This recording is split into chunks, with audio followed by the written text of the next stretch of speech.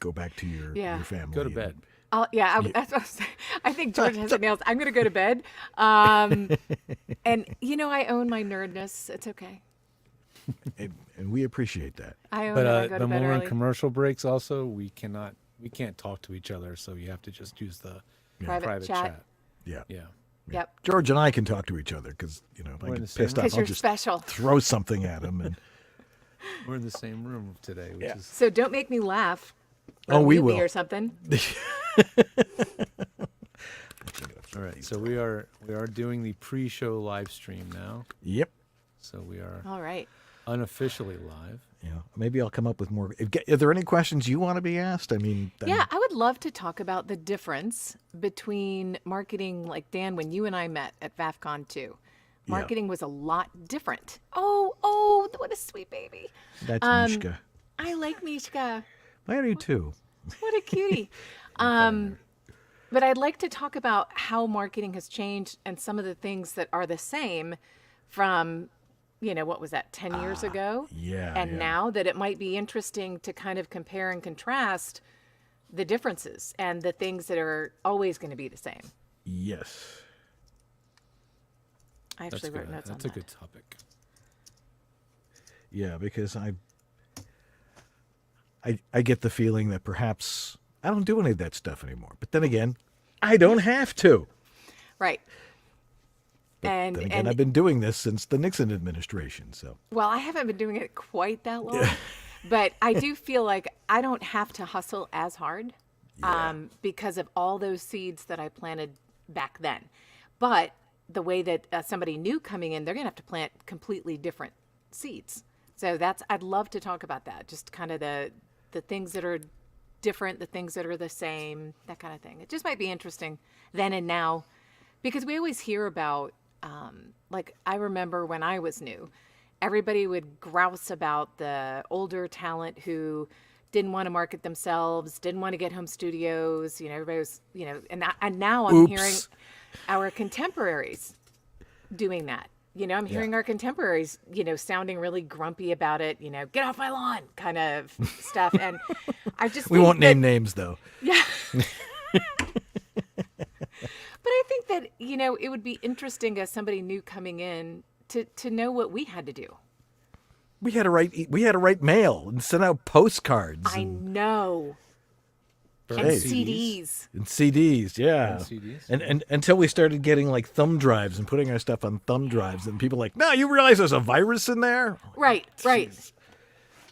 Yep. I mean, a lot of it has changed, and it's interesting, and what has become more affordable, and just the access to people. It's just interesting to me how I know my marketing has changed, but recently I just went back to kind of what I started doing, modified, and it's working great.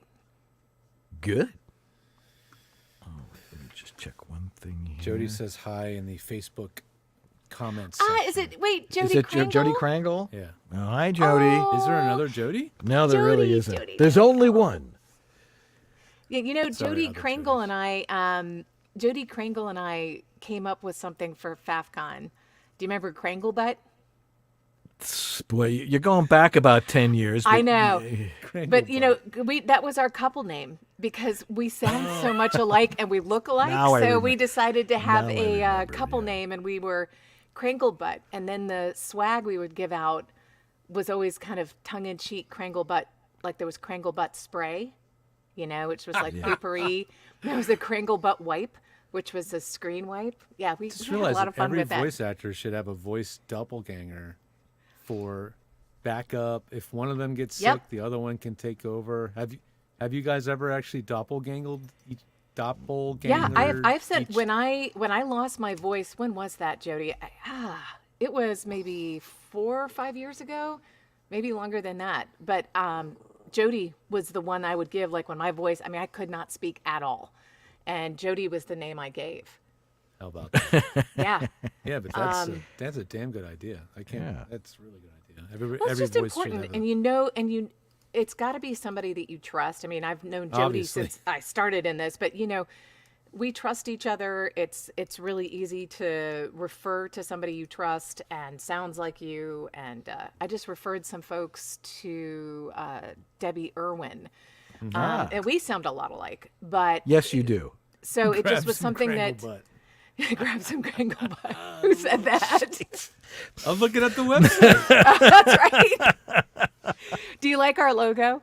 Yes. Yeah, Of course. Kringlebutt.com. I think I just saw a note on. So if I pull up Facebook on my phone, will I be able to see what's going on there? Yeah, but you'll be 30 seconds behind. So Okay. just pay attention. This is what's actually going out there. Okay, we are at 4:59. People are already loving what we're saying, and So Sue eventually is going to start holding up her hand, trying to get our attention, and that means we are going to start counting in. Okay. She's getting ready. but Mishka has to go out. Oh, Okay, you let right. her out. Okay, but because she's barking, and we can't have that. All right. So now I've got the Facebook pulled up, so I can see. I saw Jody. Bye-bye. Bye. There we go. Arr! Marcy must be home. Okay. All righty.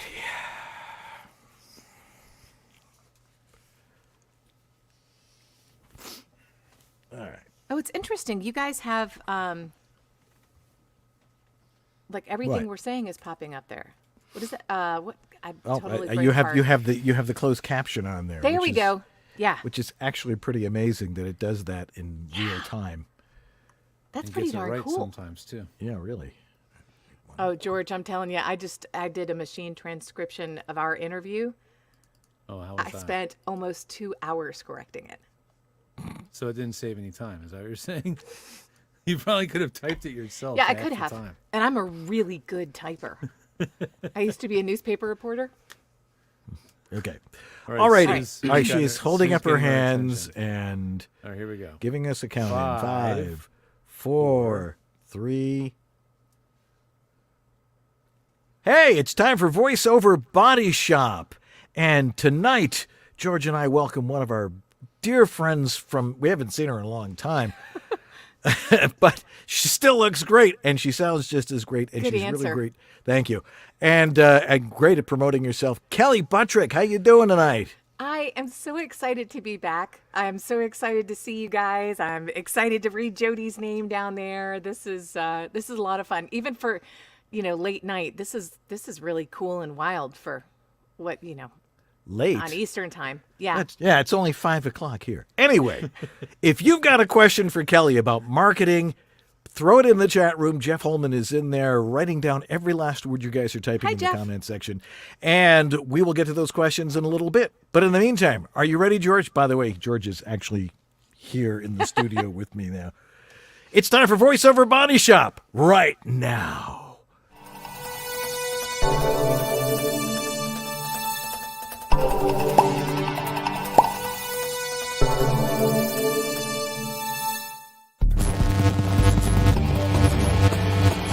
Voiceover Body Shop is brought to you by VoiceOverEssentials.com, the home of Harlan Hogan's signature products. Source Elements, the folks who bring you Source Connect, JMC Demos, when quality matters. VOHeroes.com, become a hero to your clients with award-winning voiceover training. VoiceActorWebsites.com, where your voice actor website shouldn't be a pain in the butt. VoiceOver Extra, your daily resource for voiceover success. And by World Voices, the industry association of freelance voice talent. And now, here's your hosts, Dan and George.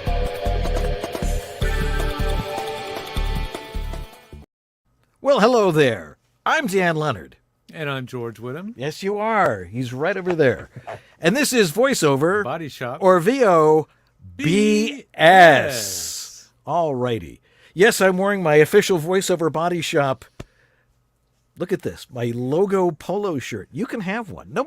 We haven't really been selling these lately. Is it work? Does this? Do we still have a store? I don't know, check it on the home site because I'm checking right now. there was a Cafe Press thing on there, and if it's not, we will fix it, and then you can get your own Voiceover Body Shop polo shirt. Or Yes, we need to do that. there was also a thong and a shower curtain. was? The clock, which I actually have on the wall over here, and things along those We'll lines. fix that because right now it's not there. We're going to have to fix that pronto. Yes. Anyway, but I'm not wearing a Hawaiian shirt for the first time, I think, in 11 years.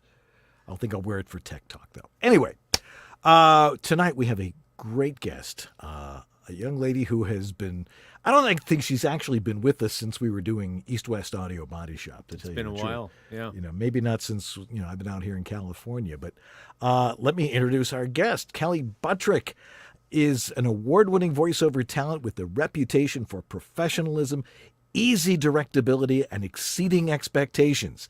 Talk about hyperbole.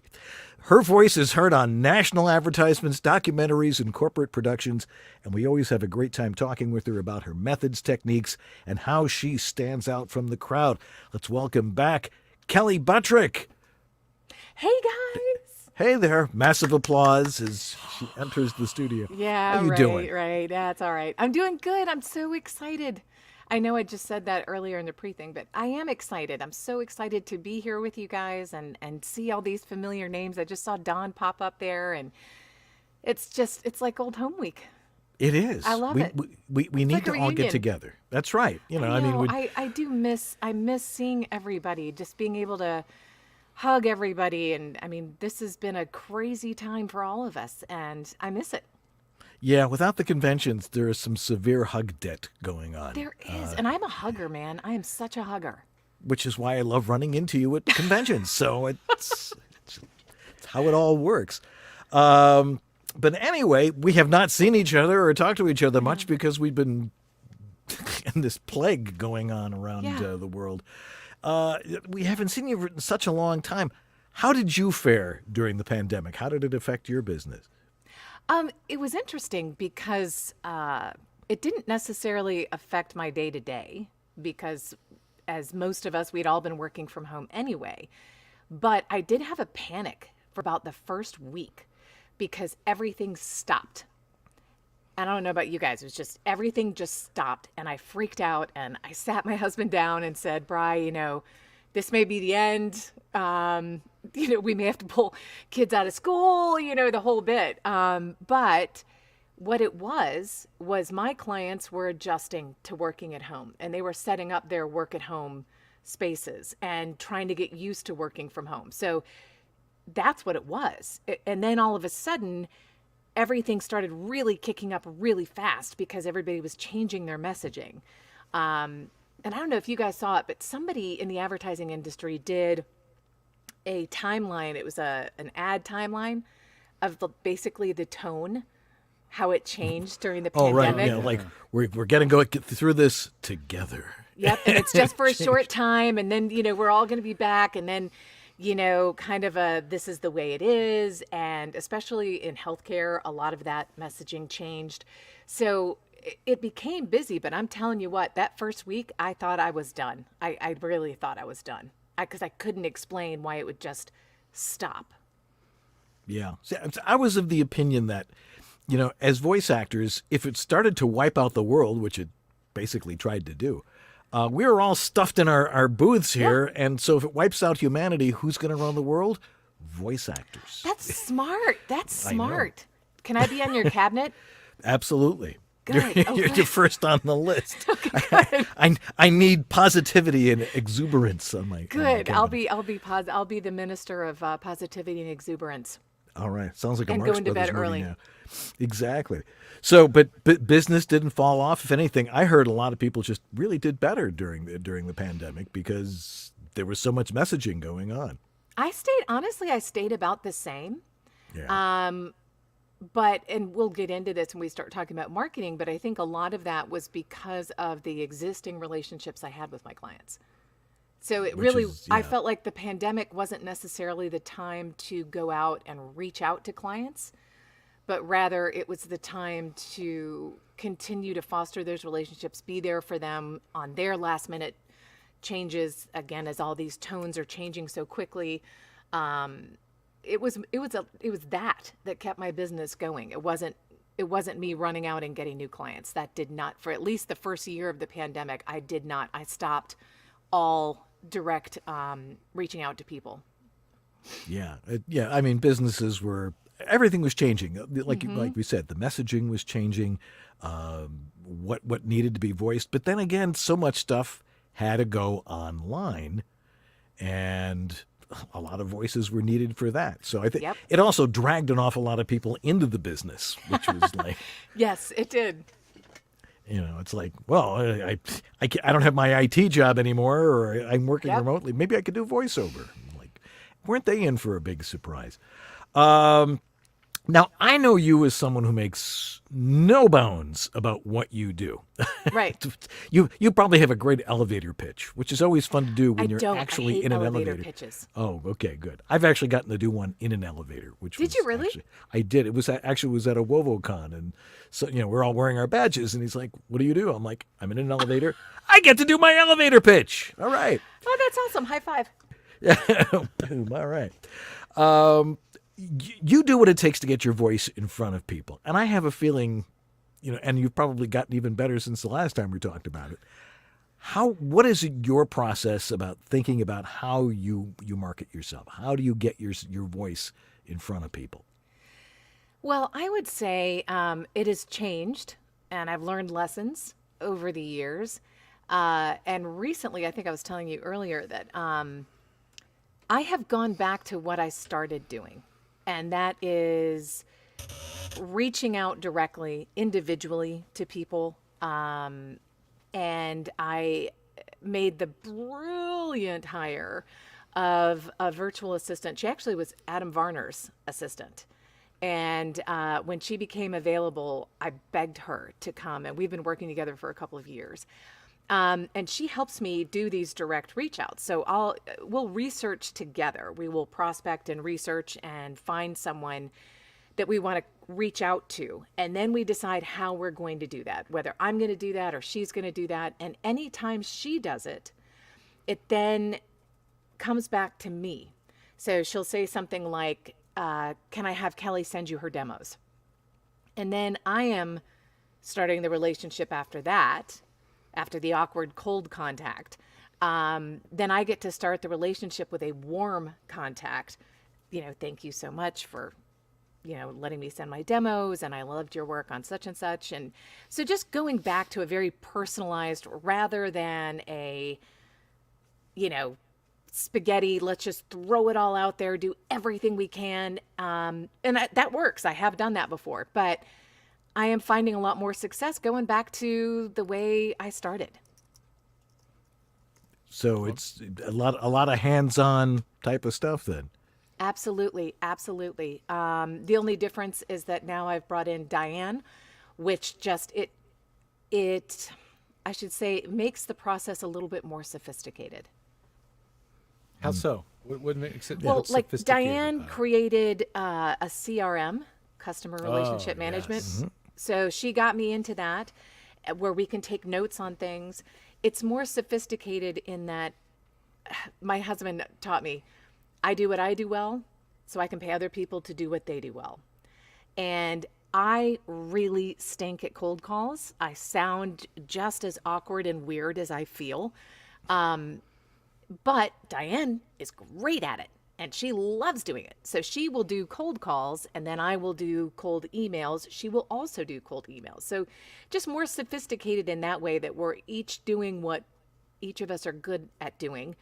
But the basic premise is still the same, starting those one-on-one personal relationships and fostering those, continuing to grow those. It is a marathon. It is not a sprint. I am still, all these years later, I am still reaping the benefits of those seeds planted years ago. Yeah. I think the basis of any business, as my father taught me, he says, I don't have customers, I only have friends.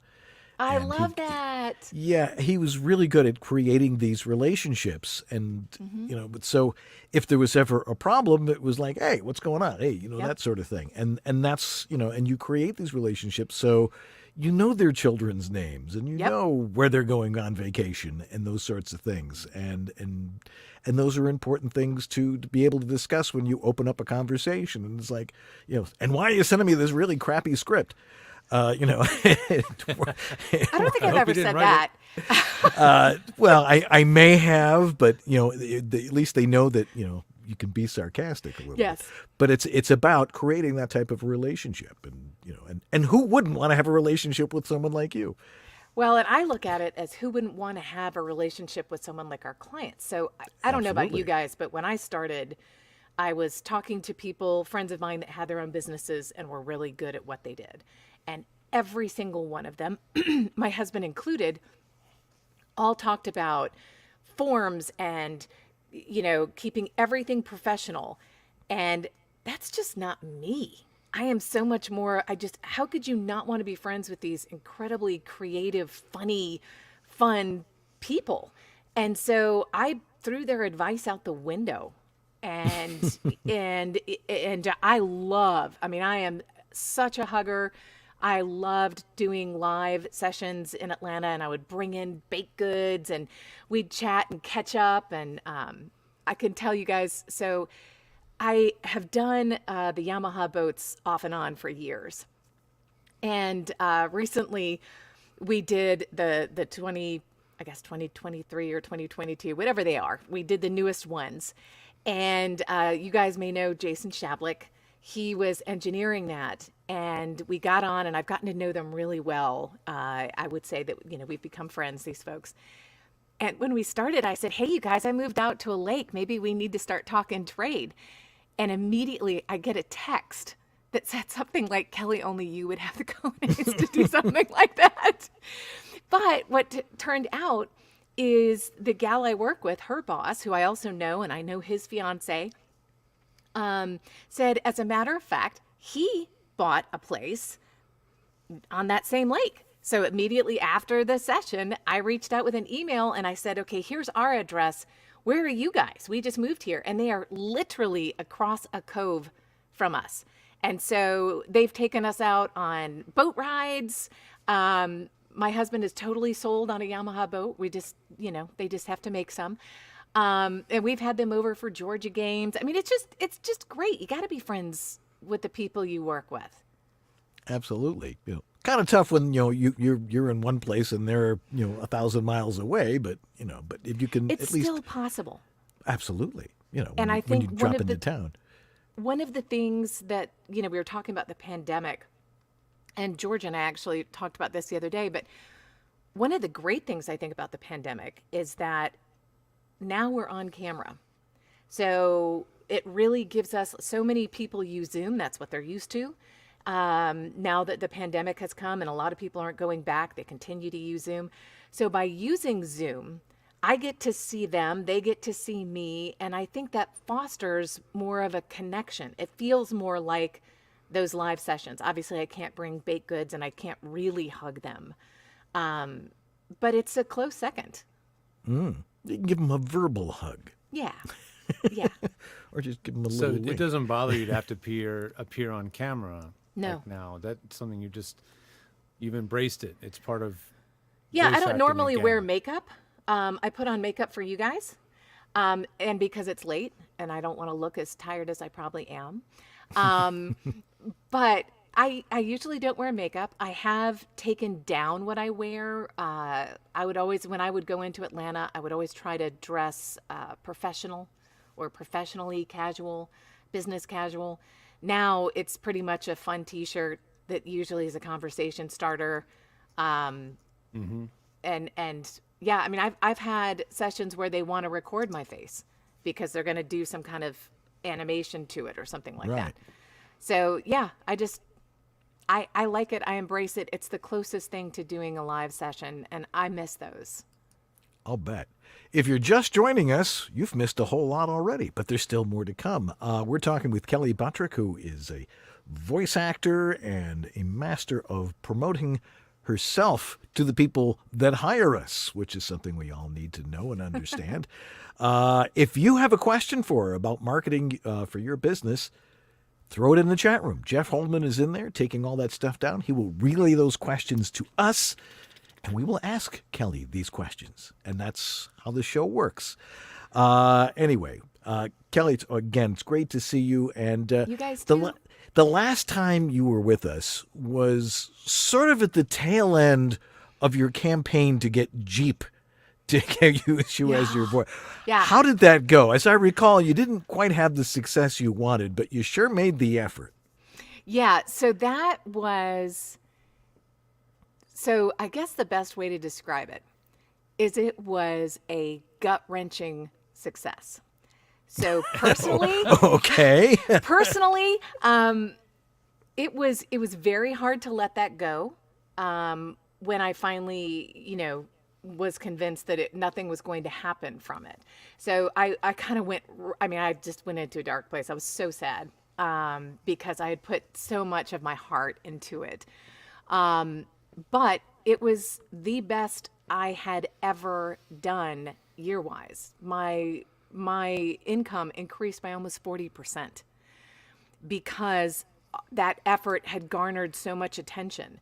And that doesn't include, I think there was over $100,000 in what's called earned media in the PR world, which is free coverage in publications that people who hire voice talent use. Adweek, Campaign US, Production Hub, all kinds of things. Yeah. And so it would have been ridiculous to start something and not have that side plan in there. So, when you talk about personal branding, and I've always loved that brand. So aligning my brand with their brand, I still, to this day, get questions about Jeep. People still talk about that campaign. Like we are tonight. I'll never forget that. So it goes, and it went against everything we had been taught as a voice talent. It went against everything we'd been taught. I will say I did ask my, and this is going to sound like funny, but my step cousin-in-law, who used to do PR for Ford, she and I have always been very close since I was a teenager. And she asked a bunch of her PR people in Detroit why she thought they didn't use me. And all of them unanimously said that they thought that Jeep, at the time it was Chrysler. I think it was Chrysler, yeah. Chrysler, yeah, now they're Stellantis. But that the legal department wouldn't touch me with a 10-foot pole. That legally and this was, if you recall, this was right at the cusp of content creation, like right before content creation and content creators became a thing. But you were already doing it. I was already doing it. Right. And so that, it crossed lines where I don't think they knew how to handle it because I was creating all this content. And I won 4 Telly Awards based on that content. So, it was fun. And it's funny now because my daughter, who's a lot older now, she is an influencer, I guess, of sorts. And that's what she's majoring in college. And she has inspired me and talked me into doing, like, officially content creation. So I have pimped out my dog, and we do dog food, dog treats, dog collars, and get paid for it. Not just, free stuff. You got to pay me. And it was great. And one of those clients actually reached out the other day and asked about voiceover. So, whether I do voiceover. So, it's just... What do you know? Yeah, it was fun. What were some of the things that you created for Jeep? Despite the fact that they weren't ultimately successful at that, but clearly it did benefit. Oh my goodness, a lot of benefits. Yeah, I was working with Zach Miller, bless his soul, and he would help me produce so much of this stuff. But we did the Jeep Hair We Care series, which I loved, and my favorite was getting to interview fellow voice actor Brian Howard, who created the African American voice actor database. He also was bassist for one of my favorite bands, Cracker, back in the 80s. So to have him in my Jeep, now his dreadlocks didn't make Jeep hair. My hair, on the other hand, went all over the place, and I was so nervous to meet him, I didn't turn the microphones on. So we just had the GoPro noise, but that is still one of my favorites that we did was Jeep Hair We Care. And I loved doing the Jeep Dog Tales, where I reached out on social media and found people who had dogs and Jeeps, and they would tell me these wonderful stories about their dogs. And they'd send me pictures, and then I would narrate over that. So you were essentially doing advertising for Jeep anyway. I was creating content for them, Yeah. unpaid. It cost me a lot of money to do that, but no one had ever done anything like that before. And I felt uniquely qualified to do it because I came from that side of the business before I went into voiceover. I've always done marketing and advertising and PR. So it just seemed like a natural fit. I'm glad I did it. But it took a long time to not take it personally, not kind of have that gut punch feeling. I had an agent call and asked if or congratulated me on being the voice of the Jeep Compass ad, which was the first one in years to use a female voice. And it sounded a lot like me, but it wasn't. I cried so hard. Oh my gosh. I'll admit it right now. I mean, I bawled.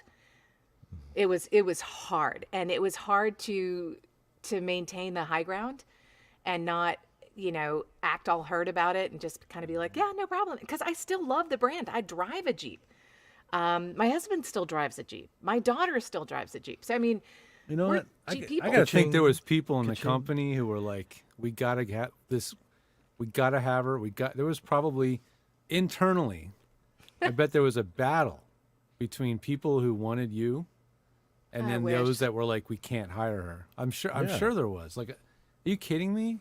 The brand that you established, all that you did with them, and it was such an obvious fit. But there was probably like this kind of a battle going on up and down between top and bottom. You know what I mean?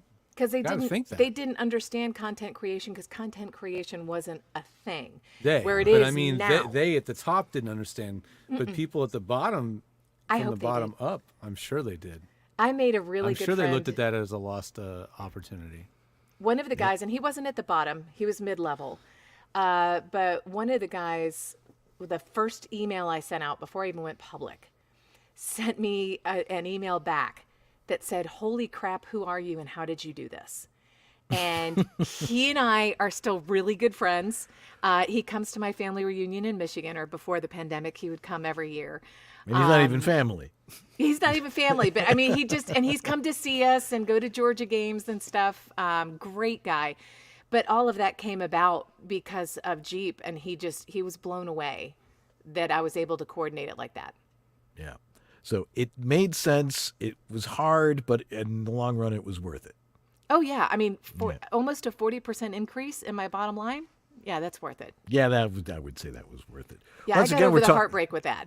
Yeah, well, I would hate to see you sad. Anyway, we're talking with Kelley Buttrick. We're talking about marketing for your voiceover business. Again, if you've got a question, throw it in the chat room, whether you're watching on Facebook Live or whether you're watching on YouTube Live or whether you're hearing signals from space or whatever.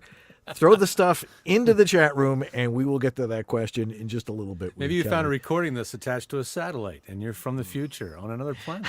Right. Welcome. Thanks for listening to our record. That's right. Of course, it'll take 10,000 years for it to come back, and then the response will be, "What was that?" Why did you talk? Well, it's going to be, those guys are so cool and so fun. There I you wish we go. had guys like that in our time period. Come What on, are have those a noises positive they're attitude. making? What are those noises they're making at each other? Yes. And send more Chuck Berry. Anyway, if you got a question, throw it in the chat room. You know, there's so many new people to the. Since you and I started in this, Yeah. before dinosaurs roamed the earth, there's so many more people in here, and perhaps they don't understand what they need to do to market themselves. Yet, as we know, it's the key to getting work. Yep. What would you suggest to someone who is a total neophyte or a noob or a newbie or whatever it is that we call these people that are trying, and we respect them all, Yeah, absolutely. despite the fact that some of them are recovering podiatrists and chiropractors and IT people and stuff. Nothing against that. They want to get into this business. Fabulous. But they have to understand that one of the most important pieces is you got to go out and find the work yourself. What would you suggest to somebody to really, when they're like, they got nothing and they want to get people to hire them? What would you suggest? First of all, I would suggest that you be original, because I will say since the pandemic, I have experienced more, I don't want to call it theft because that's kind of dramatic, but imitation. Which is the sincerest form of flattery. Yeah.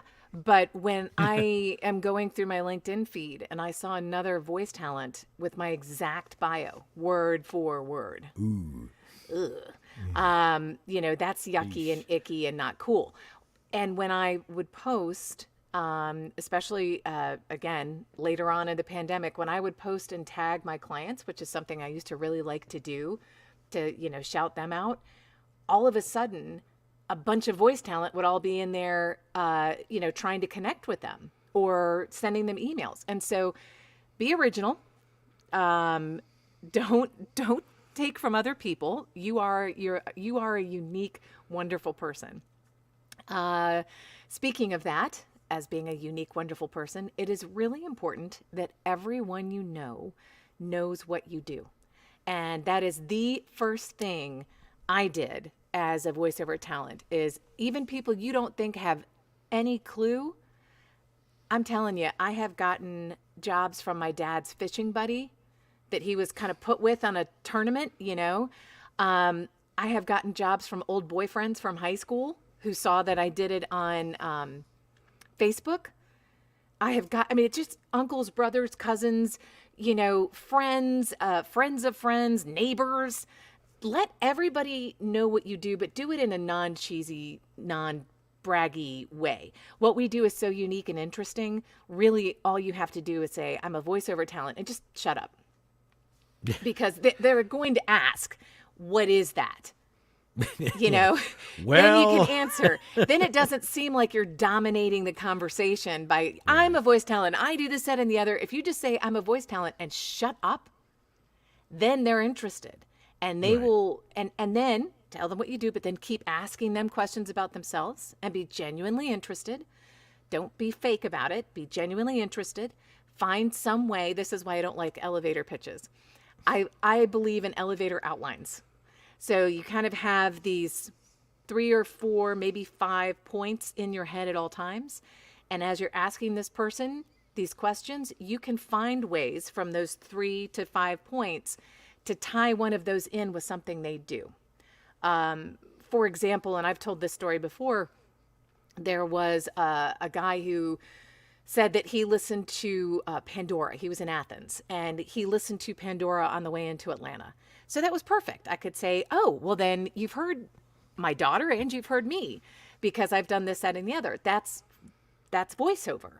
And so it tied in. But if people are just interested in what we do, so just say it and shut up and answer questions and really just kind of try to find a way to make it relatable for them. Right. And that's usually the first question they ask after you say, well, I'm in voiceover. They're, what have I heard you on? Right. What do you tell them? What do I tell them? Well, when they say do a voice, I used to network in person with I shouldn't say aspiring. He was a new voice talent, but he was really good at characters. And so I would just let him do that. And I would tell them, this is my voice. I actually specialize in sounding real. And while that doesn't seem complicated, it is not easy to make someone else's words sound like your own or make quantitative immunoglobulins sound like something we just chat about. Or, oh my gosh, 0% financing. Really? I mean, let's try to make that sound conversational. But we've all done it, or at least we've tried. Yep. Well, once again, we're talking with Kelley Buttrick. Throw your questions in the chat room, and we will get to them in just a couple of minutes. But right now, we are going to take a break, and we'll be right back with her and lots more stuff here on Voiceover Body Shop, so don't go away. This is the Latin lover narrator from Jane the Virgin, Anthony Mendez, and you're enjoying Dan and George on the Voiceover Body Shop. Well, hello there. I bet you weren't expecting to hear some big-voiced announcer guy on your new orientation training for Snapchat, were you? This is Virgin Radio. Well, okay, we're not that innocent. There's jeans for wearing and there's jeans for working. Dickies, 'cause I ain't here to look pretty. She's a champion of progressive values, a leader for California, and a voice for America. It's smart. It's a phone. It's a smartphone. But it's so much more. The files are ready. Don't forget to pick up the eggs. What time is hockey practice? Check out this song. It's the end of the road for Rick. Just you and me, Rick. When hope is lost. The i8 from BMW. Who said saving the planet couldn't be stylish? Hey, it's J. Michael Collins. Bet you think I'm going to try and sell you a demo now, huh? I think they speak for themselves. But I will give you my email. It's jmichael@jmcvoiceover.com. Now, if Dan will stop waxing his mustache for a minute, we'll get back to the show. Inflated prices? Not at voiceoveressentials.com. Despite the nationwide inflation rate of over 8%, VoiceOver Essentials refuses to raise prices. In fact, they refuse to even say the I word. Their inventory is large on all their products, and they purchased them before the current economic conditions. It's simply wrong to increase profit as many retailers are doing right now. So Harlan & Company promised not to raise their prices during difficult times for everyone. They'll stay the course, steady and sure, flat and firm, solid and steadfast. Okay, enough. You get the point. Unfortunately, they're under the same inflationary pressures as everyone else, and they'll need to restock in the not-so-distant future. No doubt there'll be sticker shock for them and you. So right now is the time to order that Portabooth Pro or VO1A voiceover microphone and their VO 2.0 headphones. Fight inflation at voiceoveressentials.com.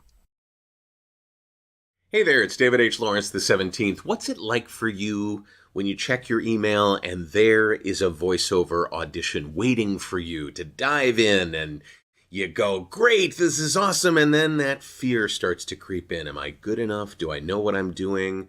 Am I going to give them what they want? Listen, I've been there. And so has my friend Michael Kostroff, who is now one of my voiceover clients. Very excited about that. He's applied his Audition Psych 101 process and method to voiceover. And it's awesome. He's got 3 free lessons right now that are available at auditionpsych101.com/join. That's auditionpsych101.com/join. Go watch these right now. By the time you watch this, maybe they're all out. Who knows? But it's worth every moment to help you get your mind right on the psychology of auditioning. auditionpsych101.com/join. This is Bill Ratner, and you're enjoying VoiceOver Body Shop with Dan Leonard and George Whittam. VOBS.TV. And we're back with, hey, how you doing? Good. Didn't mean to surprise you there. Well, I'm coming out, and Sue told me about that, but I was responding to some of the comments since I couldn't do it on there. So just that you guys know that during the commercials, I'm going through and I'm seeing some good questions. Good. Well, why don't we ask you some of those questions? Yeah, okay. Oh, good. Let's go to those. George. Yeah, the first one You in have the queue is from Drew Barbo, who's asking through YouTube, when doing cold emails, do you send a demo with it? And follow up, would you send the full-length demo or just a short version of it? Good question, Drew. And that goes to something we were talking about earlier, just the difference between then and now. And I would say it really depends on who you're sending it to. If you are sending it to someone at an ad agency, I would send a link to your demo on your website. First of all, that gets them to your website. There's all kinds of other great stuff there. But if you're sending it, say, to a production company trying to get on their roster, you know that their digital media can handle it. I would send, and all my demos are varying lengths, so I'm not quite sure when you talk about different lengths. I wouldn't send a demo over 90 seconds at most. As an MP3, many times I'll use the phrase, and sorry, you guys, my voice is going. I'll use the phrase something to the effect of, thank you for listening to my demo or agreeing to listen to my demo or allowing me to send my demo. If you'd like to hear more demos, samples of my work, testimonials, etc., please click here. And on a Mac, again, something else that my mentor told me about, if you hit Control K, you highlight the word and you hit Control K, it actually puts that link over the word here. And so they can just click it and then it's there. And that way you're giving them 2 options. But if they are not a production company, I tend not to actually send my demo because I don't know if they're going to hear it on a phone or something like that. I usually just do it for in-house production companies at ad agencies, production companies, obviously talent agencies. Those folks are used to getting demos and can handle it. Yeah, and one of our listeners, let me get the name here, just to show you that I can do this. Inyan Igmuthankabe. Oh, I love that name. Oh my gosh. Yes, Inyan Inyan Igmuthankabe. Inyan. Inyan. Enyan. Yes. And I'm yes. so Enyan. Okay, Igmuthankabe. It is so cool. Your name's just fun to say. Yeah, and it's a Moroccan flag, so I'm taking it. He's from Yeah. Morocco.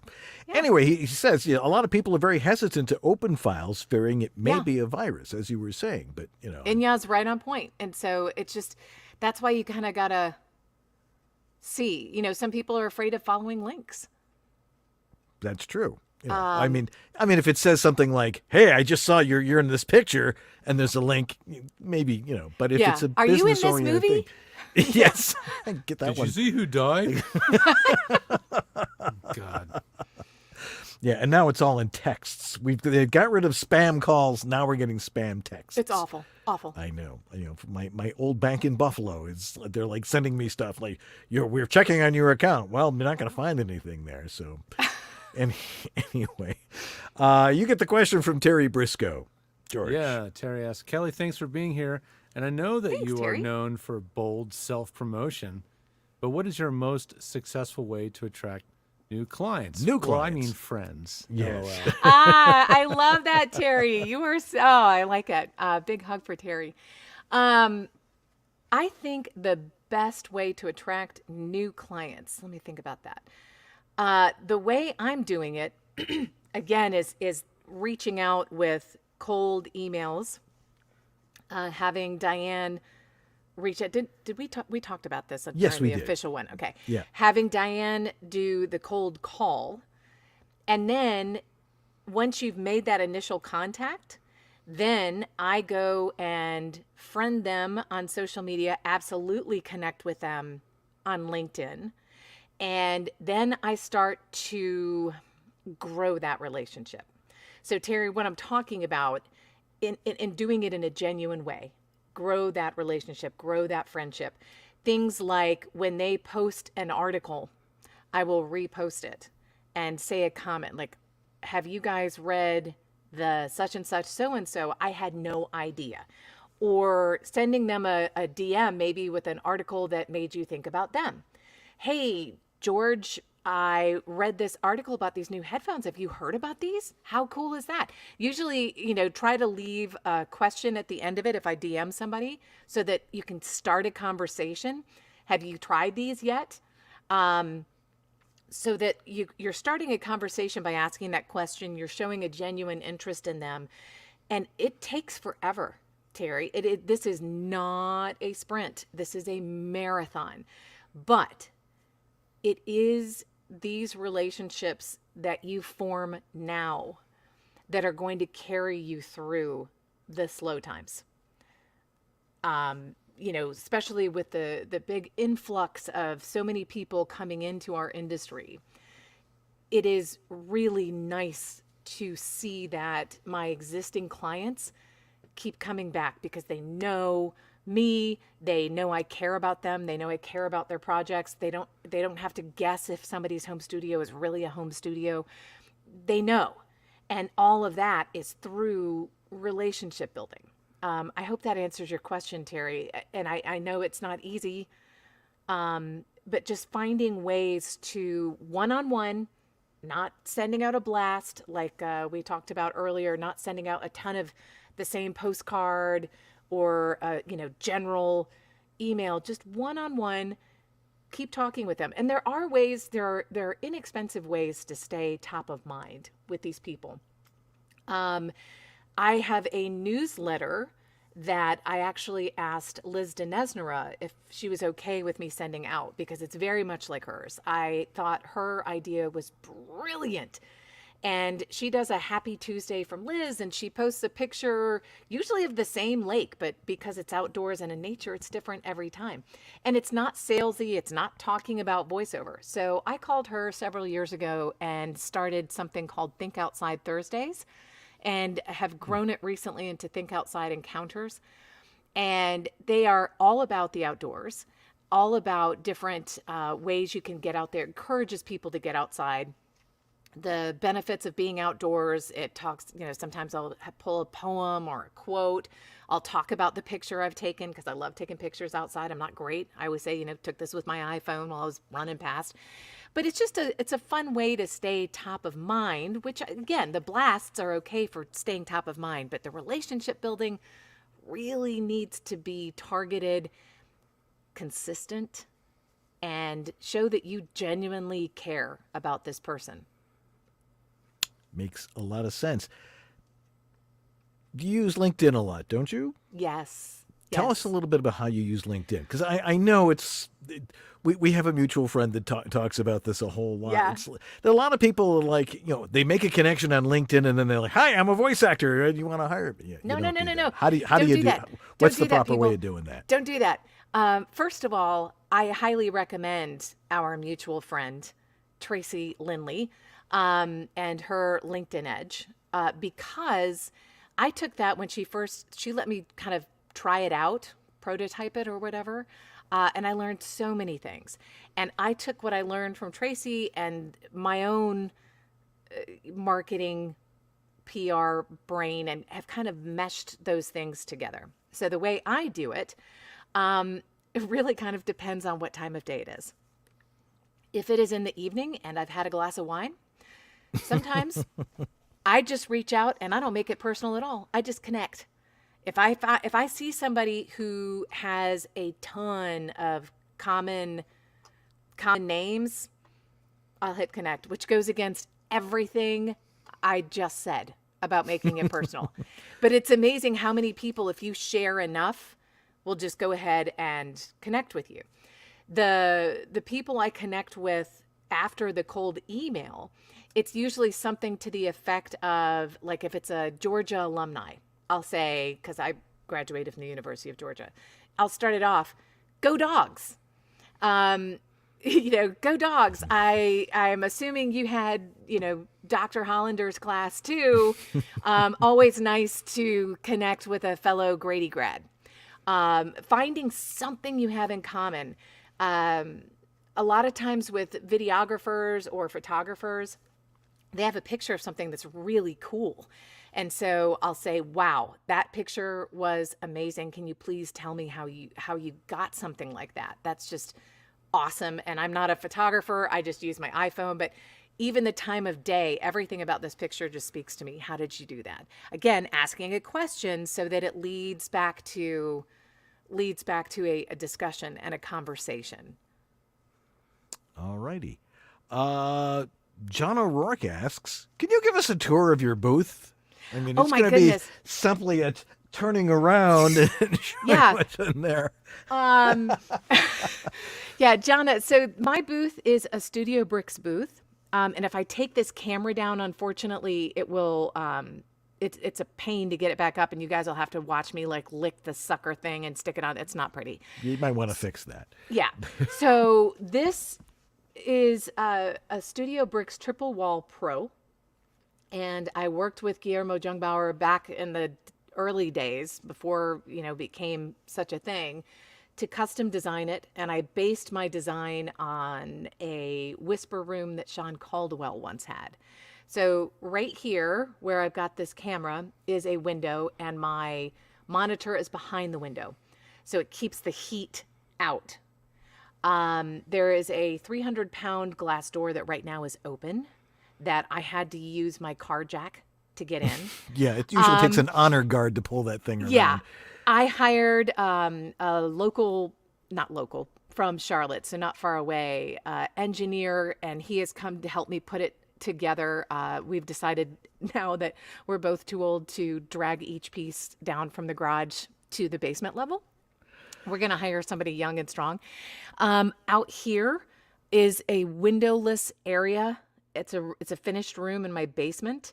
And then way over there in the corner is a little window where I have a desk, though I don't spend much time there. Jonna, to be honest with you, because I have spent years in this 4x5 padded room all day, 90% of the time that I'm not in here, I am on my laptop out on my porch.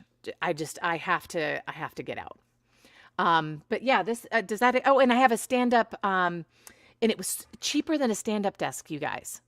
I got this thing on Amazon. Here, I can probably, it's messy. But see this? Right? Yep. So that is it's a rolling cart. It's a rolling laptop cart, and there's shelves and stuff underneath it. And so that's a great thing to have because it just takes up a tiny little bit in my booth, and it allows me to stand. So that was a great purchase. Yeah, I'm a big fan of that kind of a thing for your laptop or anything in your booth. Yeah. It rather than a permanently mounted shelf that's not exactly the size or the height that you really wanted it to be. Yep.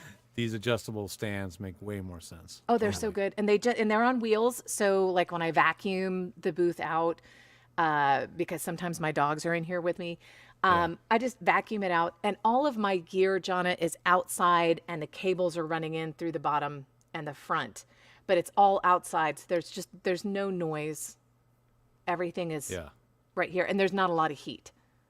Even better. That's really important, especially now. Jim McNicholas asks, trying to expand my client list, where would you suggest I start? I think this is kind of a rehash of maybe a couple of things we've covered. Yeah, but I don't know if you have a new angle. Yeah, for getting new for clients. Expanding.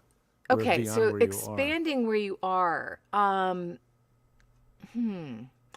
So I'm trying to think of some of the things that I did that were new. I mean, if you have an established connection with a certain industry, is it easier to move horizontally through the same industry and establish new connections in the same industry? Yeah, definitely. As far as LinkedIn goes, it's just, looking at your first connections. And if you're following their feed, then you will see people comment on their stuff, and you can always reach out to that person and say something to the effect of, your comment was so on point, or I'd be interested in knowing a little bit more about why you felt this logo of the 3 he presented was best. Just something to ask a question on LinkedIn. And again, making sure everybody you know knows what you do in a non-cheesy way. And the basic principles of marketing have never changed. It's how we present that has changed. Everything about marketing should be about increasing your know, like, and trust factor. Everything you post needs to be, and not all about you, but it needs to make you knowable, approachable, likable. People work with people they like. So know, like, and trust. And trust is things like this, like appearing on VOBS. This gives me credibility as a voice actor who gets to come on to this really cool podcast about, the whole industry. So that's a kind, just everything needs to be focused on know, like, and trust, whatever it is you do. Yeah. I hope that answers. I did. Certainly did. We got time for one more question here, and this is a really good one from Stephen Blair. Do you source through a Google search first? Who do you target, and how do you establish a relationship with them? Oh, like where do I get prospecting? Yeah. Yes. Oh, okay. No, I have not done a Google search at all. When I first started, again, the differences. There was no Google. There was, no, there was. I'm not that old. There was a Google. But I am old enough to have used the Digiphone ISDN database. And I started in Alabama and worked my way down through the states, because you could tell on the database which ones were individuals and which ones were studios. And because having ISDN at that point was so expensive and rare, for a voice talent to have, it really narrowed the competition. And that I built so many relationships that way. But you can go to, so say I used to go network again before the pandemic there was a group of production people, and they would get together once a month, and a group of us, voice talent, we're all very close in the Atlanta area. We would go and network and meet with people in person.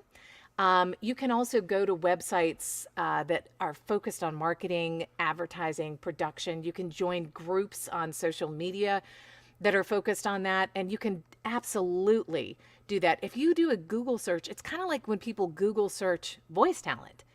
It's really kind of you're taking a risk, right? Because everybody puts their best foot forward.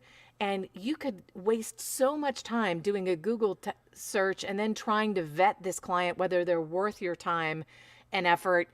Just start with a known quantity. Look at where your ideal client hangs out and go hang out there, even if it's just online. Be there. Search that area. That's what you want. Absolutely. Gold. Yes. This is the kind of stuff that I wanted our audience to hear from you, because marketing it's a mystery to most people, and you've got a very set way of doing it and a very logical way. It's so nice to hear you say that, because sometimes I feel like, oh my God, what am I doing now? Well, a lot of marketing is like taking stuff, throwing it against the wall, and then Right. seeing what sticks. So you got to try everything. I've done a lot of that. I've done a lot of that over the years. Yes. Well, it is great having you on here. It's great to see you again. Hopefully we will see each other soon at some conference here or there or whatever. Yes, I really hope so. I want to hug y'all again. Oh, I do. So where can people get a hold of you virtually? Virtually. And it's funny, somebody actually already did from the promo. A guy reached out and asked me about prospecting using paid, it was an AI connection, something or another. And I felt bad because I had no idea. I was like, yeah, I'm old school. But you can reach me through my website, which is brand spanking new. Finally, if it tells you anything, the folder with all the stuff in it was called Website Refresh 2019. So it's taken a long time. But it is kbvoiceovers.com. And if you're interested in the Think Outside newsletter, again, I'm not pitching myself on it. I really think everybody should take some time and get outdoors. Not coaster bike racing, coaster brake racing, just saying. Well, okay. That's not for everybody.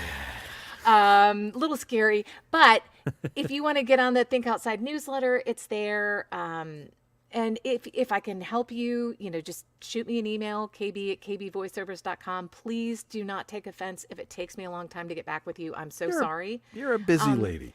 Well, it just, there's a lot going on in my life right now. So I will do the best I can. I promise I will get back to you. It just may take me a while. All righty. Kelley, thanks again for being with us. Thank you. And thanks all of you who came and asked Great questions. turnout today. Thank you, guys. Thank you. All right. No problem. All right. Kelley Buttrick. Big hug. All righty. Well, we're going to take a break, and George and I will wrap things up for this week, and then we will do Tech Talk. So if you got your tech questions ready, throw them in the chat room now, too. We'll be right back to say goodbye right here on Voiceover Body Shop. You're still watching VOBS?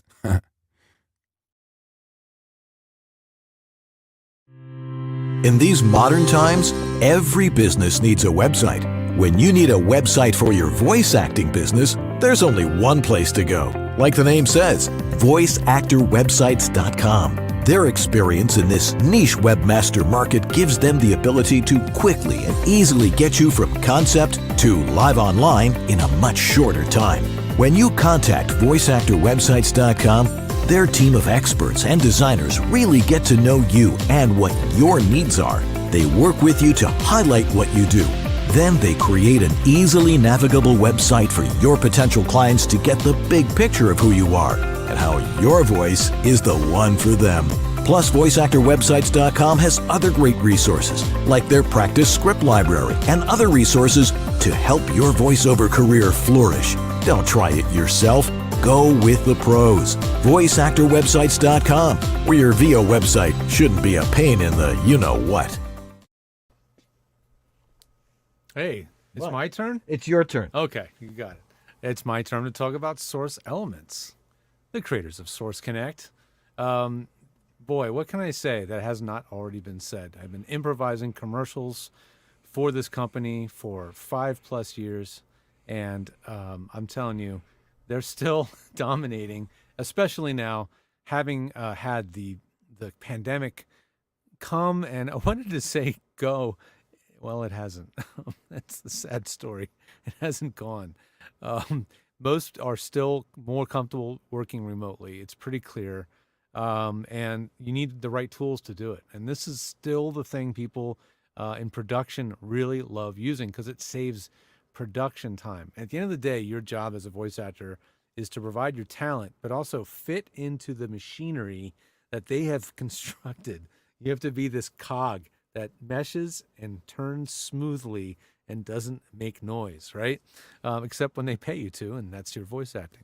So Source Connect allows that to happen, allows your voice to go right into the production, fit in, be previewed, be reviewed, listened to by the client, and even signed off on a final edit before the end of the session. And that's the kind of thing, the efficiency that Source Connect allows. This is why the big paying jobs, the best work in voiceover happens there. And if you're gunning for that, you've got an agent, or you're considering going that level, it's time to get signed up. Go over to source-elements.com, get a 15-day free trial. Check out the new website they've been putting together. It's got better content, more content to learn from. It's easier to find things than ever at source-elements.com. Thanks. Let's get back to the wrap up the show. Hi, this is Bill Farmer, and you are watching Voiceover Body Shop. It's great.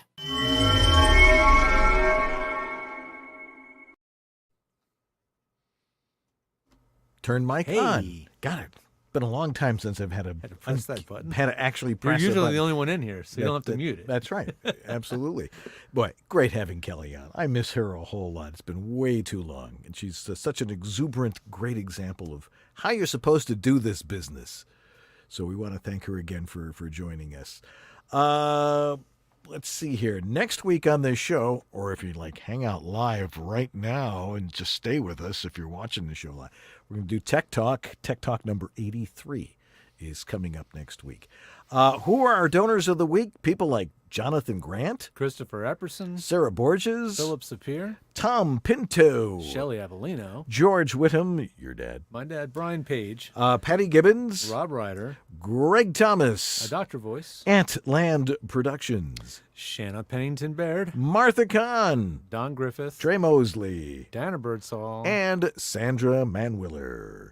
Yeah, you can donate to the show. Maintain the amazing technical excellence that you witness every week here on this show. So just go to our website, and there's a little button there underneath us. It says donate now, or is it above us? I can never remember. Anyway, what's the next George the Tech webinar coming up? Universal Apollo? Yes, I really am. It's the audio interface that we love to hate on, but a lot of you use it, and a lot of people are still interested in adopting this tech. So I'm teaching a webinar August 2nd at 3 p.m., and you can sign up over at georgethe.tech/webinars and be there live so I can answer your questions. That's the main reason to be there live, for that interactivity. And if you can't be there live, you can actually rent it later after the fact. Yeah. And knowing Universal Apollo, there will be lots of questions. Why does it do this? Why doesn't it so hard to do? Why doesn't it do that? Anyway, we need to thank our sponsors, Harlan Hogan's Voiceover Essentials, Voiceover Extra, Source Elements, VOHeroes.com, VoiceActorWebsites.com, JMC Demos, and WorldVoices.org, the Industry Association of Freelance Voice Talent. Join today. Welcome. Our thanks again to Jeff Holman for doing yeoman duty in the chat room and on Facebook, on YouTube, and all the other places he hangs out. Sue Merlino, thank you so much for a great job as our technical director. And, of course, Lee Pinney, just for being Lee Pinney. Well, we're going to rack it up for Tech Talk. Do not go away. If you got a tech question, throw it in the chat room, and we'll be right back. But that's going to do it for this week. Have a great week, everybody. I'm Dan Leonard. And I'm George Whittam. And this is Voiceover Body Shop. or VO BS. Tech Talk's next. Next. It's coming up next. Yeah.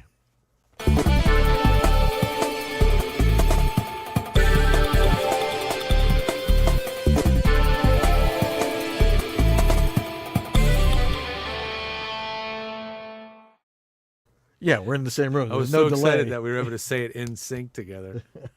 It's so much easier to time stuff when you're in the same space. Yeah. Otherwise, it's like, trying to talk to somebody on the moon. Almost. All right. Okay. Tech Talk. All right. So if you got a question out there, throw it in the chat room. And because George and I love to answer these questions. And I guess I'll keep this shirt on so we can promote the shirt again.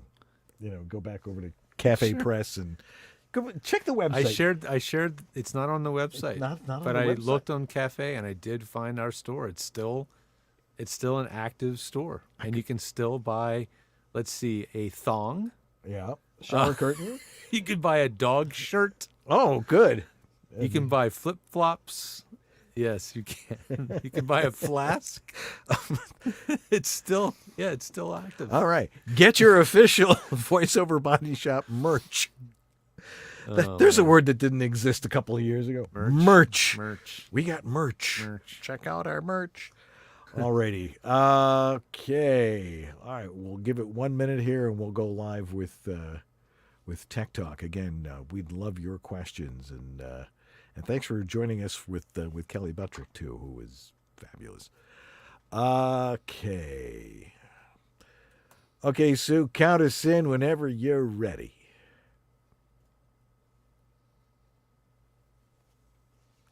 Hey, it's time for Voiceover Body Shop Tech Talk. Tech Talk number 83. Tech Talk number...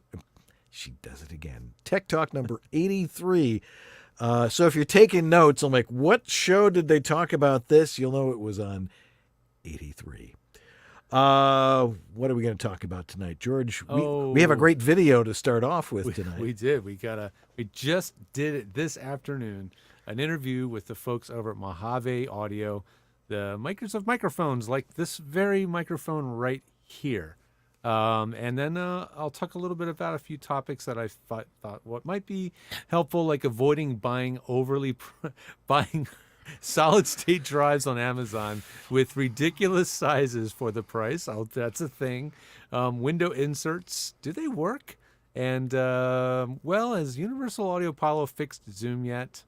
Stay tuned. All right. All that and more. And I have a little bit of talk about what's the best mic for VO. On Voiceover Body Shop Tech Talk right now. From the outer reaches, they came, bearing the knowledge of what it takes to properly record your voiceover audio. And together, from the center of the VO universe, they bring it to you now. George Whittam, the engineer to the VO stars, a Virginia Tech grad with the skills to build, set up, and maintain the professional VO studios of the biggest names in VO today. And you, Dan Leonard, the voiceover home studio master, a professional voice talent with the knowledge and experience to help you create a professional sounding home VO studio. And each week, they allow you into their world, making the complex simple, debunking the myths of what it takes to create great sounding audio, answering your questions, showing you the latest and greatest in VO tech, and having a dandy time doing it. Welcome to Voiceover Body Shop Tech Talk. Voiceover Body Shop Tech Talk is brought to you by VoiceOverEssentials.com, home of Harlan Hogan signature products, Source Elements, remote studio connections for everyone, VoiceActorWebsites.com, where your VO website isn't a pain in the butt, VOHeroes.com, become a hero to your clients with award-winning voiceover training, J. Michael Collins Demos, when quality matters, and VoiceOver Extra, your daily resource for VO success. And now, live to drive from their super secret clubhouse and studio in Sherman Oaks, California, here are the guys.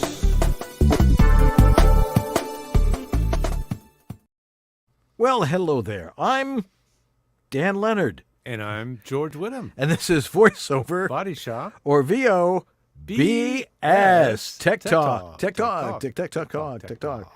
And actually from our studio and clubhouse in Sherman Oaks, California. For reals. Yeah, we're if like, I reach my arm far enough, you know, we can actually like poke each other. Ooh. Yes. So it's weird. It is. But you know, we're gonna get back in front of the green screen eventually, and for now, this is fun. Yeah, it's okay. It's a cool backdrop. Yeah, I do know we will be having a live guest in beginning of August. Somebody who we really like having on the show. Awesome. Who always brings alcohol, which is even better. Okay, good. Anyway, if you have a question about your home voiceover studio, and despite the fact that we've been doing this 11 years, you guys still keep coming up with questions, and we are still coming up with the great answers. So throw those in the chat room, and Jeff Holman will get that question to us in just a little bit. But today we did a road trip. And it's been a while, but we did it again. Yes, we went out there and actually videoed something with us in the same place. And so we talked with Dusty Wakeman over at Mojave Audio. How did we end up over there? Yeah, well, it was it's organic. You know, I ran into Dusty over at NAMM show. And he said, "Hey, man, it's good to see you again. Gosh, how's things going over at the Don LaFontaine Voiceover Lab?" Because they were an early supporter of the lab, you know. And he was like, "We need to get you a mic." And he sent me over this MA50 mic right here to play around with. Which sounds fabulous. To do a review, which I will be doing a proper review of, I promise. And then it became, "Hey, we have a YouTube channel. You want to come on our show?" I was like, "Of course." And while we're there, can we interview you and see us around the studio? And if we made it happen, Dan edited it for an hour, got it done just in time for you to watch right now. Go for it. Come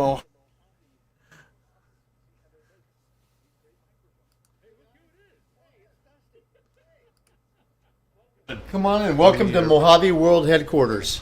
I appreciate somebody who has a neat desk. It is. It's impressive, isn't it? You know, everything, a place for everything, and everything in its place. I did tell him you guys were coming, so it's probably a little neater than it normally is, because there's a lot going on over here.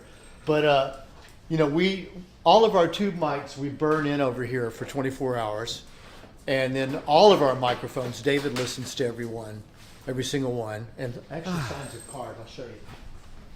There's a little card like this that goes in with every mic. That after he signs it, or after he inspects it, he signs it and dates it. Looks like he's pre-signed somebody. He hasn't dated it yet, so he's got to fill in the blanks. But that happens over here. And then our highest end microphones, the MA37 and the MA1000, actually get built here or finished here. We installed the capsules, transformers, and tubes here. And then this is all shipping and receiving. These are mics that are all good to go, ready to go out to customers and to dealers. And more boxes and more boxes. And this is our storage room. These are boxes full of tubes. We were fortunate that we stocked up a long time ago. So we have tubes for all of our models for the foreseeable future, probably past my lifetime in this business. And then these are all capsules and all the other parts that go into our microphones. So people wonder what it is that makes a high-end mic a high-end mic. I mean, we use, most of the people in VoiceOver use a good studio condenser mic, but what really separates it, and what is it that Mojave is putting in their mics to create what we would call a high-end mic? Well, there's a couple of things involved in that. One, our secret weapon, David Royer, designs them. So it's his, I call them simple yet elegant designs, which is something I stole from the wine world, but I love the sound of that. Simple yet elegant. Yeah. Our mics, if you open them up, there's not a lot of circuitry going on. We don't heap on a lot of special sauce circuits like, 3 different microphones in one. We don't do anything like that. Right. What we do put our money into, and what really makes a difference, is the quality of the components. There's a capsule. Mm-hmm. That's a capsule for our MA37. The Chinese, many moons ago, and we were just talking about the mic that you refurbed, standardized capsule making. So they're very consistent. Like, we don't see a lot of variation. We never have any problem with them. They came up with the jig because a lot of them are hand tuned like a drum, and that's great. But out of one batch, you'll get some great ones and some not so good ones. Right. Well, they figured out a long time ago how to just use a jig and standardize it. So boom, boom, boom, they're all the same. And then you've got the other things like the quality of the FETs, the resistors, the capacitors, the tubes, all those components. It's an audio chain. So in any audio chain, it only sounds as good as the worst piece, the worst link in that chain. Right. So we're all about having high-end quality components. All the way through the chain. All the way through the chain. And that's what really makes the difference. So what component has the biggest impact on the quality of the sound within a microphone? As you were saying, there's lots of different things within the circuitry, but what's most important? Well, I would say, oddly enough, it's not the capsule, which most people think. It's not the tube, which a lot of people think. Microphones aren't like guitar amps. In a guitar amp, you're really driving that tube, and that really, you're getting a lot of sound from that or a lot of coloration. With a microphone, you don't want that. You want high fidelity. You want performance. So the tube is not making a huge difference in the sound as long as it's providing all the proper voltages for everything to work. I would say probably the transformer or the amplifier, probably you hear the difference more than anything else. But like I say, it's an audio chain. You're hearing whatever the weakest thing is, that's what you're hearing. Right. And let me turn this around. There you can see the tube.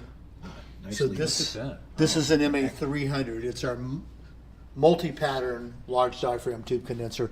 Basically David Royer's take on the classic U67. So the question is, why use tubes? I mean, I love old radios and I play with them, and I understand that they create a certain amount of harmonic distortion and stuff. Why are tubes essential to a good quality mic like Well, this? they're not essential because we do make mics with FETs. Right. So you either have a tube or a FET. A FET is the field effect transistor. That's the modern replacement. And I say modern from when we were kids and the little Japanese transistor radios showed up, and they started having those instead of tubes.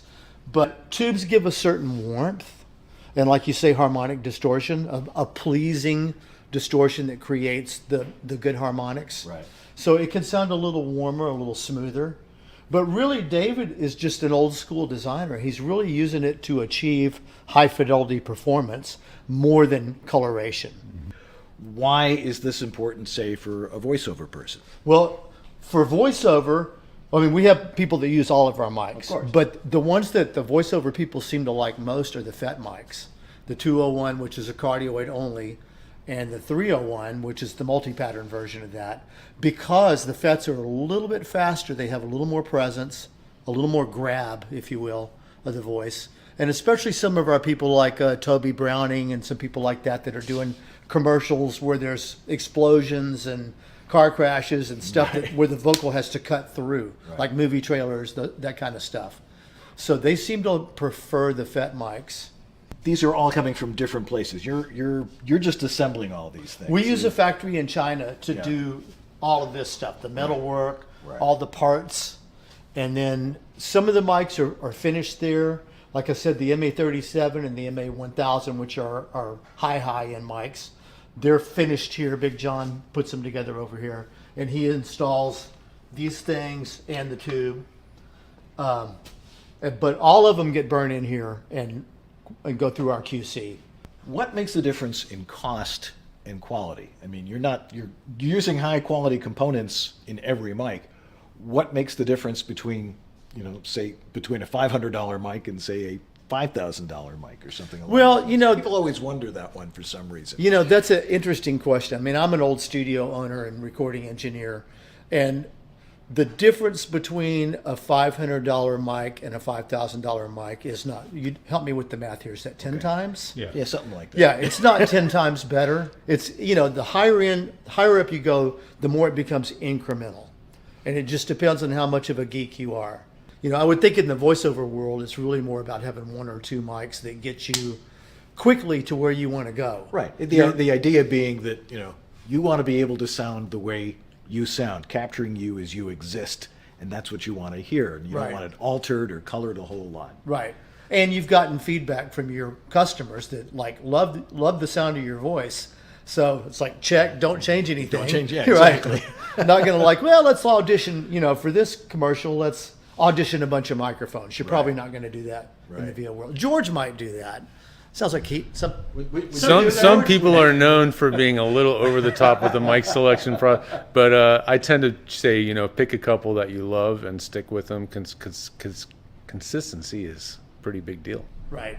And I know a lot of voiceover artists are doing auditions all day long, and you need to go flip a switch and hit record. So that's exactly what it is. That's one reason our FET mics, the 301 FET, the 201 FET, and the MA50 are really good for voiceover work. What are some of the things that can really damage a mic? What things are people doing that they're not taking good care of a good mic? Well, with phantom power, it's always good to have the phantom power off until you actually connect the mic and then turn it on. Always make sure your speakers are turned down. And if you're wearing headphones, you might want to slide them off. Those are good practices. I still have ringing in my ears from the 70s. So Right. It's like, yeah. Right. Those are all good practices. If you have a tube mic, you want to make sure it's all connected and the power supply's turned on. Right. Question I've always wondered about, say on a multi-pattern mic, how do you change the patterns? What is the electronics doing that, you've got a diaphragm and all that. What is it that allows it to be omni or figure eight or cardioid? So on a multi-pattern mic like this, it's a dual diaphragm, right? So in cardioid, the back plate is just turned off, and you're just getting the front. For omni, you're adding in the back diaphragm in phase. So now you're picking up 360. You're getting both of those on. And then to get figure eight, you flip the phase of the back one. So now they're out of phase, with front and back are out of phase. So you're picking up here, but it's null all the way around all the other lobes. Yeah. Dusty, thank you for showing us around. My pleasure. It's great to have you. I was just going to say, if you go on our website, mojaveaudio.com, there's a whole section for voiceover with examples for every mic that we make. We have professional voiceover artists giving examples of what that mic sounds like. Yeah. So it makes it easy to go on there and kind of take a look in advance if you're shopping for a microphone. Yeah, that's the interesting thing, is that there are no companies specifically making microphones specifically for voiceover. I mean, it's like it's all primarily designed for making music. Right. So, but you've actually created microphones that are easy to adapt to doing voiceover work. Well, your voiceovers are music to our ears, so it is music. Remember that. Awesome. That's great.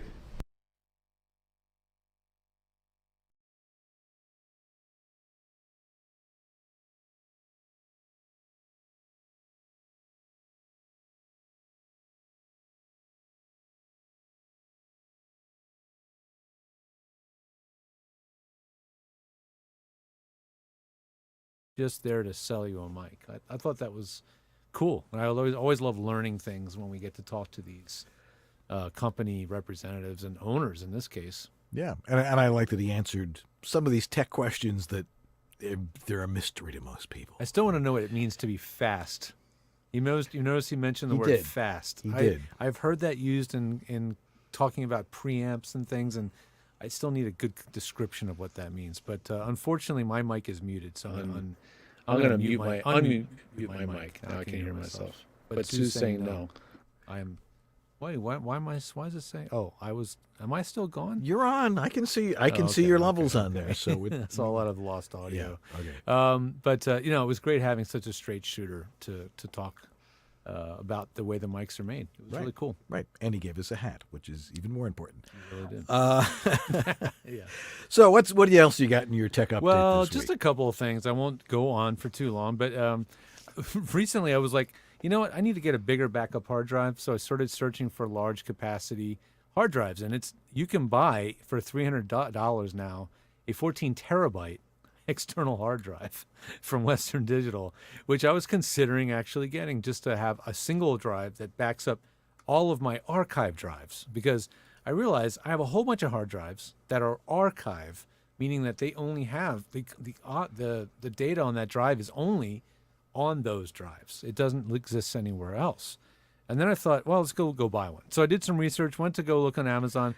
Then all of a sudden I stumbled on 16 terabyte SSD drives, solid state drives, for $100. Whoa. Yes, ladies and gentlemen. Whoa. $100. And then there was a bunch of reviews.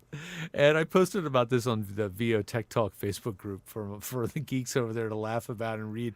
The comments on the reviews were all over the map, because what they do over there at Amazon is they allow a product a merchant to essentially swap out the product, so they can build up comments over time selling a bunch of products, cheap stuff like a hat or whatever, and then they can essentially refresh the product and change the product.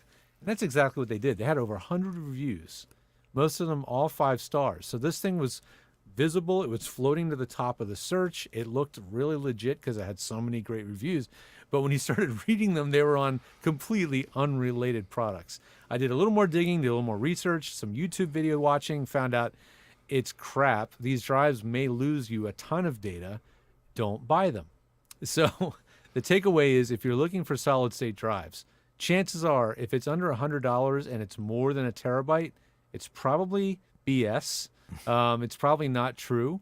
You also want to buy solid state drives from reputable manufacturers like SanDisk, Kingston, other companies known for making those things, and be very careful. Don't buy things that seem way, way too good to be true in storage, because guess what?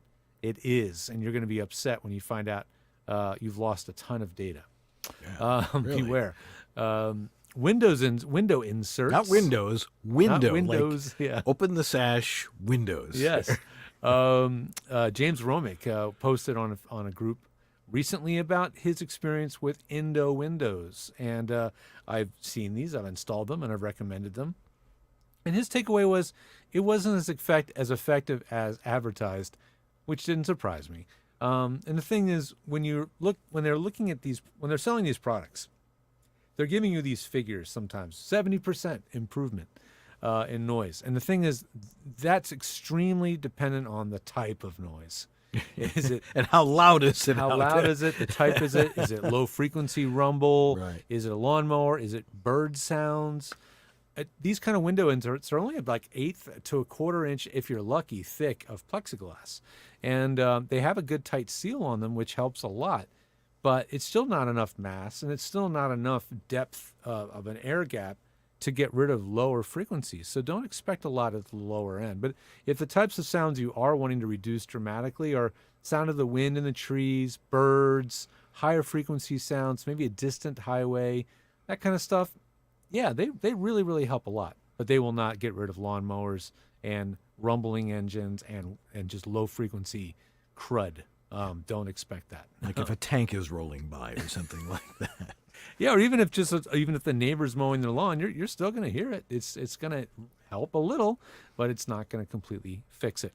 Lastly, before we move on, I am going to be teaching a webinar on Universal Audio Apollo, and one thing that probably people maybe have been wondering is, if they haven't used one in a while, or maybe they haven't used Zoom in a while, is has Universal Audio fixed Zoom, or has Universal Audio fixed their driver so it will work properly with Zoom? See, the problem with Universal Audio's Apollo, compared to a nice, straightforward, simple audio interface like a Scarlett 2i2, something where it's just 2 channels in, 2 channels out, the problem is that Universal Audio's audio inputs and outputs all appear simultaneously in Zoom, with absolutely no way to control which of those channels you're actually using in Zoom. So Zoom just looks at the first 2 channels. Like an Apollo has 14 inputs, I think, last I checked.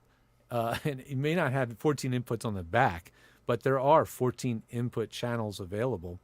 And then there's like 10 output channels, and Zoom uses the first 2 of the inputs and the first 2 of the outputs. Guess what? Those are not the ones you want to use with Zoom. So the problem you have is that you get echoes, you get weird phasiness in headphones sometimes. A lot of things go wrong when trying to use Zoom with the Apollo. So it hasn't been fixed since the newest updates. In console 10 point whatever, the newest one, It has not been fixed. It still happens. And I don't know if anybody's ever going to fix it, even though folks like myself, Tim Tippett, Jordan Reynolds, Tim Friedlander, all of us have been telling them, time to fix this, guys. It doesn't seem to be a high priority. In fact, their own tech guy says, oh, just install this $100 extra other program called Loopback to fix the problem. I just don't think that's the right way of approaching it. No, that's kind of like walking through the back door to make something work, and that's it's really frustrating. Anyway, it's one of the reasons why Apollo is something I don't recommend without a lot of asterisks, a lot of disclaimers. And if you are going to get it, you really need to learn how to use it. And that's what I'll be teaching in my webinar coming up in a couple of weeks. Good luck with that. Thanks, man. Anyway, Dan, we're going to talk about the best mic for VO. Is it this one? Tell me it's this one right that here, one, right? I mean, it sounds great, but Yeah, it sounds good. It sounds very much the same as mine, but It does. It sounds very much the same as yours. Yes, there's a lot of the same components, I think. It's probably a lot of the same components. Yeah, hand-picked components. Yeah. Everybody asks this question, and we've joked about this before. You know, like if you have a question, the question is always, what's the best mic for voiceover? Right. And it depends on a lot of things. One, how much you want to spend. Two, how much, what kind of a voice do you have? See, and I still don't buy the argument about what's the best mic for my voice. I mean, you can keep it limited to a couple of things. Now, it was interesting in that video that Dusty Wakeman explained to us what goes into the mics and what makes them really, really good. That's a good mic. There are a lot of mics that really suck, but they're like under $150. If they have bad components, if the amplifier and the transformer in it aren't top notch, they went and bought them at Woolworths or something. Or they're inconsistent from mic to mic. And they're absolutely. Big time. So I'm of the opinion, and you can disagree with me all you want. I mean, I tend to find the best mic for voiceover is the one you got. If you have one that's over $150, it's the sound you have. It is what your clients are used to. I doubt there is anybody out there that has a good microphone that is somewhere between $150 and say $300 that is losing work because of that microphone. I don't think I've ever heard of anybody losing work because of that type of a microphone, unless it's a crappy microphone and damaged. Damage, it fell over. They didn't have their ABS on there. The adjustable boom stop from Harlan Hogan.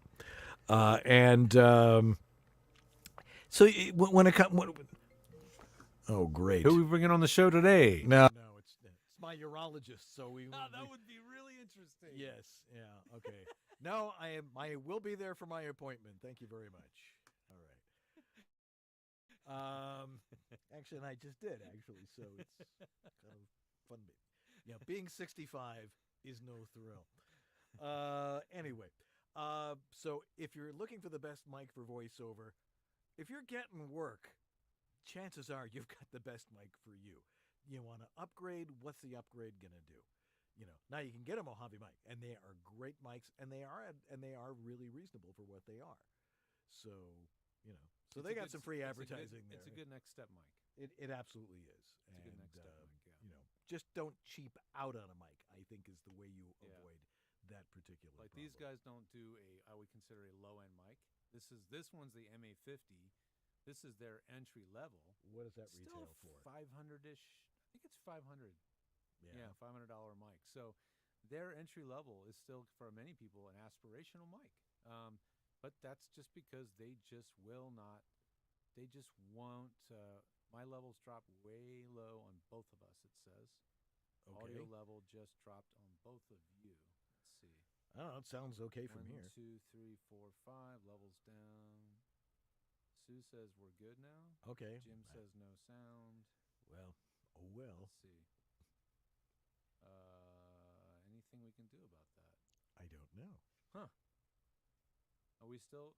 Guys, give us at some point. Give us a thumbs up. We'll just keep talking until. Yeah, until. So I'm gonna do a big cut so we know.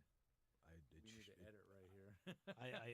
I don't quite see what it is. I mean, I can raise the gain from here. Oh, the phone rang and we lost the audio. It's almost like Skype said, StreamYard changed audio devices when it rang? Well, let's just go into our audio devices. That's okay. That's right. And okay. Let's down. Okay, low down. Okay, so Not right. audio is Procaster stereo. Procaster stereo. Test 1 2 1 2. Check. Let's go back into this and go back to and 1 2 and 1 2 1 2 1 We 2. might need to refresh the browser too. Why don't we I don't try know. that? Let's see what happens when we do that. Yeah, just reload. Technical excellence. Changes may not be saved. Oh, crap. Well, it won't be on our end because Sue's logged in too. So. Oh, okay. In that case, well, let's see what happens.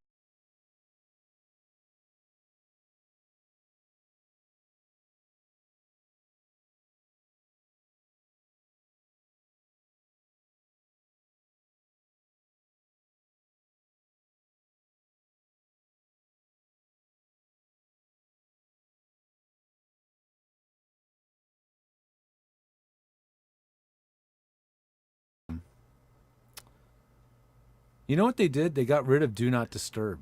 Oh, okay. Can you hear us now, Sue? Test. Okay, 1, now 2, it's 3, working. 4, 5. All right. You know what? You know how we love Apple. You know what I hate that they did recently? And I love to hate when they make things worse. There used to be a very convenient Do Not Disturb that you could just turn on. It was just literally button, Do Not Disturb. That ain't there anymore. It's called Focus now.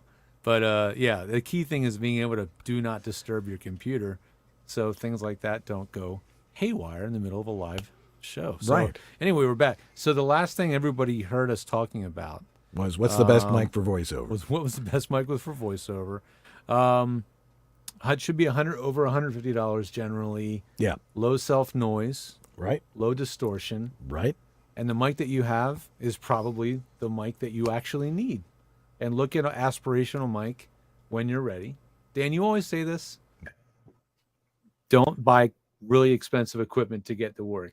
Get good work, make money, and then get better gear. Exactly. So this mic right here, this is the Mojave MA50. This could be an aspirational mic for some. Yeah. But it's a $500 mic. This is their entry level. You don't start there.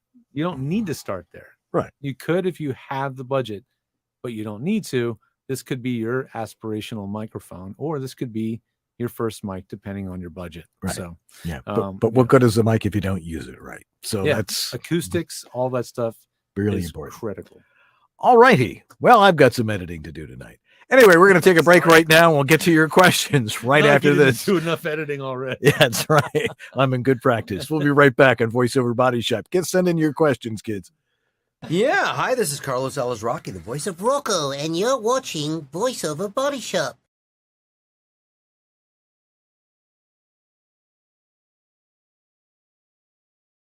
Inflated prices? Not at VoiceOverEssentials.com. Despite the nationwide inflation rate of over 8%, VoiceOver Essentials refuses to raise prices. In fact, they refuse to even say the I word. Their inventory is large on all their products, and they purchased them before the current economic conditions.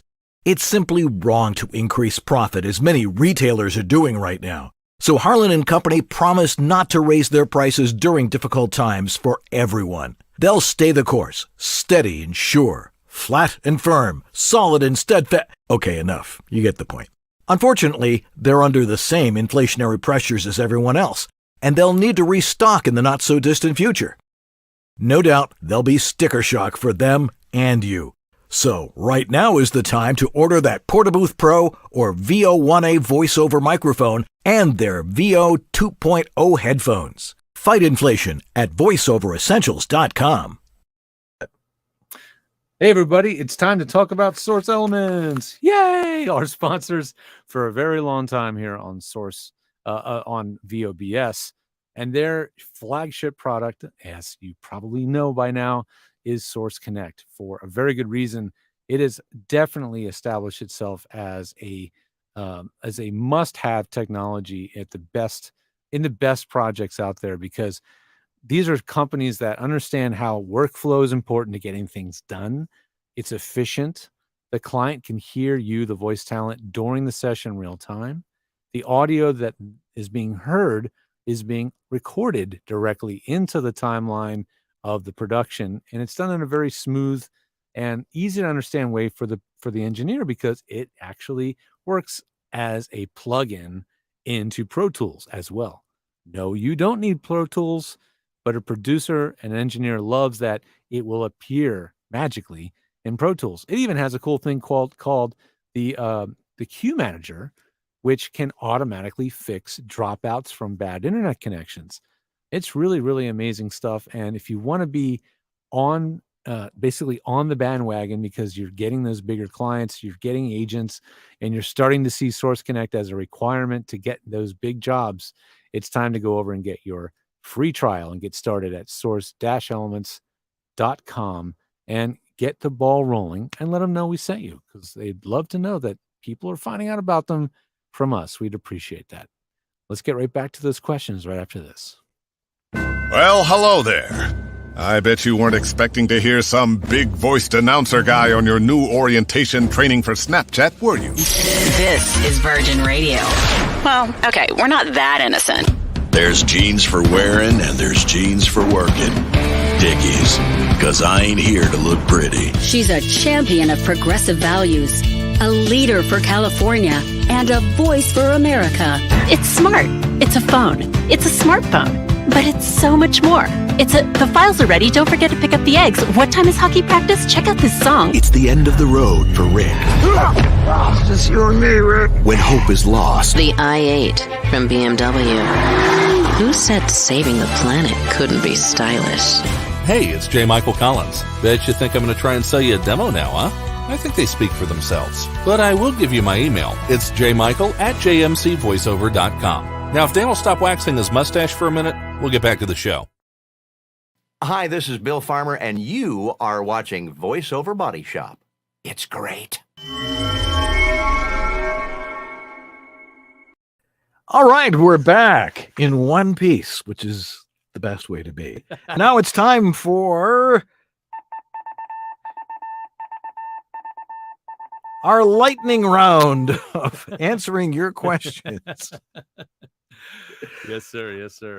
Let's get into our questions here. All right. Okay. The first one I actually grabbed from Facebook myself, because I just thought it was a good question to Excellent. get things started tonight. This, Greg, if you're watching, I don't know if you are, but if you are, this is for you. Greg Thomas says, is it normal for two of the same make and model of a microphone to sound slightly different from each other? Is this why they sell matched stereo pairs? I'm glad it was great timing that question came up, because as you saw in the video earlier from Dusty, some of the key things in microphones sounding the same is the way the capsules are being made, and they have to be made and tested to make sure that they sound consistent from mic to mic. And depending on the price point of the mic you're buying, who's selling it, the lower end microphones tend to not be matched and checked to sound that they sound to see that they sound identical. And yes, the best microphones, you'll notice, can be bought in stereo pairs, and it's almost always more expensive than buying two mics, as crazy as that sounds. But it's true, because they do actually go through an extra level of testing and comparing at the factory to make sure they output the same exact level within a decibel of each other and sound as identical as possible. So I think it's less of a trouble than it used to be, because of manufacturing practices being so good now. But that is definitely an issue that needs to be checked out. And buying an older mic and a newer mic, they might sound different. Another thing is, if you bought them at different times of the year or different years apart, your old mic will almost always sound a little less crisp and bright, right? Right. They get dirty. And as dirt and scum gets on that capsule and everything, it damps the capsule so it doesn't respond as quickly, and you lose some top end. So that's another thing. He mentioned that a newer mic sounded more forward. It sounded brighter and crisper than an older mic, and that would probably explain why that happened. Right. But when someone has a microphone that might sound slightly different, it's just, is it going to not make them sound as good that it was Not perceptible by an engineer, Right. that it's like, it's not going to make that much of a Not difference. slightly different. Like, if you're listening to it under a microscope, it's only because you're comparing an older one to a newer Right, one. right. But the likelihood of one mic booking the job and the other one not extremely low, unless one of them is actually damaged. So and that will make a difference. And I've heard that. it's happened. Grace Newton asks, for the guys, that would be you and me. I have the Scarlett Solo interface. Will you please explain the function of the what the function of the direct monitor button is? I never record with my headphones on, and I always turn it off while editing, so I don't really know what it does. Guess what? If you don't use your headphones, it don't matter. You don't need it, because that's what it's for. Exactly. Yeah, no, it's there's a direct monitor button on the Focusrites. It's right under the phantom power button right here. Yeah, on the older one it's a switch, and on the newer ones it's a push button. Right. And what it does is it allows you to hear yourself. And if you're not wearing headphones, which as you know, I say don't wear headphones unless you're trying to listen to a director somewhere else. Then just keep the direct monitor off. It really doesn't help. What direct monitor is for is if you're, as all of this stuff was designed for, if you're a singer and you are syncing up with other tracks in a multi-track program, that's what the direct monitor button is for. So you can hear the other stuff that's going on and your voice in sync with that. And that's pretty much what it's for. Pretty much, yeah. I mean, if you're engineering yourself and you want to check things, test things, make sure they're working, direct monitor can be useful so you can hear what's actually going on. But acting while listening to yourself at the same time, being fed back into your headphones at a loud volume, even when it's not delayed, if it's zero latency, it's still distracting and it is still going to affect the way you perform. Guaranteed. Absolutely. You get the next one. All right. This one's from Zachary Chalmers. Hey, Zach. Is there a way to use an external Bluetooth receiver on a Mac Studio? Either switch or default to the external receiver, because my Magic Mouse or Trackpad are a bit too far from the Mac Studio in the adjacent room. Thanks, guys. That's a good techie question. Yeah. I would say there are many USB Bluetooth receivers out there. You might plug one of them into a long extension so that it's closer to the space where your mouse and trackpad and keyboard are. I have found that with my Mac Mini M1, it's really crappy with my Bluetooth keyboard and mouse. I always leave my trackpad. I have the Apple trackpad. I always leave it plugged in. And when it's plugged in, it's actually not just charging, it's actually connected to the Mac. Same with the keyboard. So if you're using the Apple keyboard and the Apple trackpad, you can plug them in with USB to a hub, old school style, and now they are permanently charged and hardwired to your Mac. But if you really got to be wireless, just get a Bluetooth receiver dongle for $20 on Amazon and extend it and give that a shot. I don't know how to get the Mac to prefer one over the other. That's going to take a little Googling or asking on some Apple tech forums, because I don't know the answer to that question. All right. Yeah. And Bluetooth. I mean, I have a Mac Magic Mouse.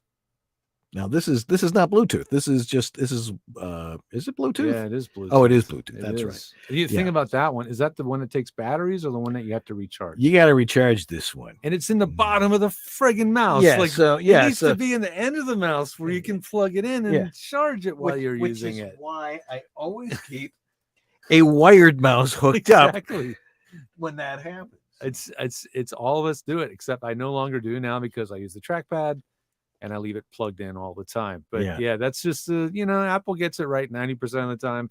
The other 10% of the time they do bonehead stuff like put the charger on the bottom of the mouse where you can't plug it in. Right. But I'm sure they're sitting there in the design meetings going, just put it here.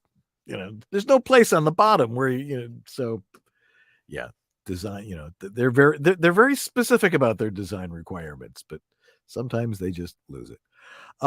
Grace Newton asks again, do you know someone reputable who offers a twisted wave course?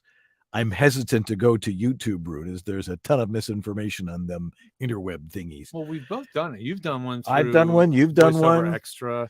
I've done a series of them in the last year. So if you want to see Dan's, go over to Voiceover Extra and just type Twisted Wave. Yep. And then you want to find mine, georgethe.tech/webinars. Everything I've ever taught on George the Tech is on that page, including all of my Twisted Wave stuff. So yeah, there you go. You know, we actually failed to mention at the top of the show. Sue says you're a little hot right now. Oh, well, I can turn it down. Perfect. There we go. Thanks. All right. I probably because I got a little closer to the mic. You and I do something that basically no one else does, and that is work on home voiceover studios. And if Exclusively. you're exclusively, now there are people out there that are like, "Yeah, I've been doing this for 5 years, so I can teach it." Yeah, well, it's not a perfect science. It really is an art. And George and I are the Picasso and Monets of home voiceover studios. How's that for a bizarre segue? There's very specific things you have to think about with a home studio. Every room is different. Every voice is different. Every situation is different. We have to consider your lifestyle. How is it that you want? How is it that you want to be able to use your home studio? I was working with some clients last week. A studio sent me over to talk to somebody, and they're like, "Well, I wouldn't want to do this here in my living room." I'm like, "Well, do you have a closet?" "Well, no, this is the only place that I can do it is here, and I don't want to put up a room divider, and I don't want to have all this stuff." And I'm like, "Then you're not. There's no way to make you sound great without a whole lot of technical wizardry, and we don't want to use the technical wizardry. We want to create a studio that recreates or captures you as you exist." And so that's what we do. We find the best spot in your particular home to set up a studio, whether it's in a closet, whether you think you need a booth, whether you got a really quiet room and we can build you a PVC booth, or recommend something like the Tri booth or something along those lines. Those are the types of things we do. And people ask us these types of questions. It's when they get into the really specific stuff, like how big should the duct be on an exhaust system, on an air vent, and what type of fan, and really specific stuff. Well, guess what? We actually know the answers to those things. And because we know how to look them up, we know how to Google them. But we've also experienced it ourselves. We built these units ourselves. We know what it takes to do that. If you would like to work with one of us and get the top-notch expertise you need to have your home voiceover studio recreate you and capture you as you exist, you can work with one of us. If you'd like to work with Mr. Whittam, where would they go?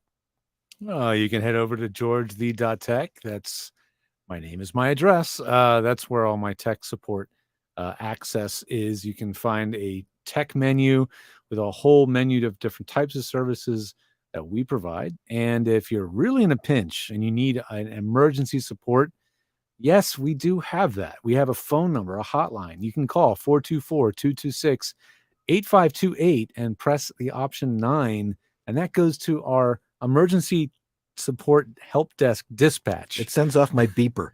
It's more low tech than that. They literally just start calling our list of approved and really talented techs that we have, and you will get patched through to somebody ASAP when I'm not available. So we love that plan, and it's helped a lot of people save a big gig. So those are ways we can help you. Dan has his own world over at homevoiceoverstudio.com. Brand new site. It's up there. The specimen collection comp is right up top. So if you want to drop off a specimen of your audio, unprocessed, the way you would record without, compression and noise I want to hear what your studio sounds like when you use it. And you can send that to me for $25. I will give you a very thorough analysis of what your audio is sounding like, as opposed to what it's supposed to sound like. Unless, of course, it sounds like what it's supposed to sound like, in which case I will tell you, guess what? It sounds what it's supposed to sound like. Whistle. Yeah, exactly.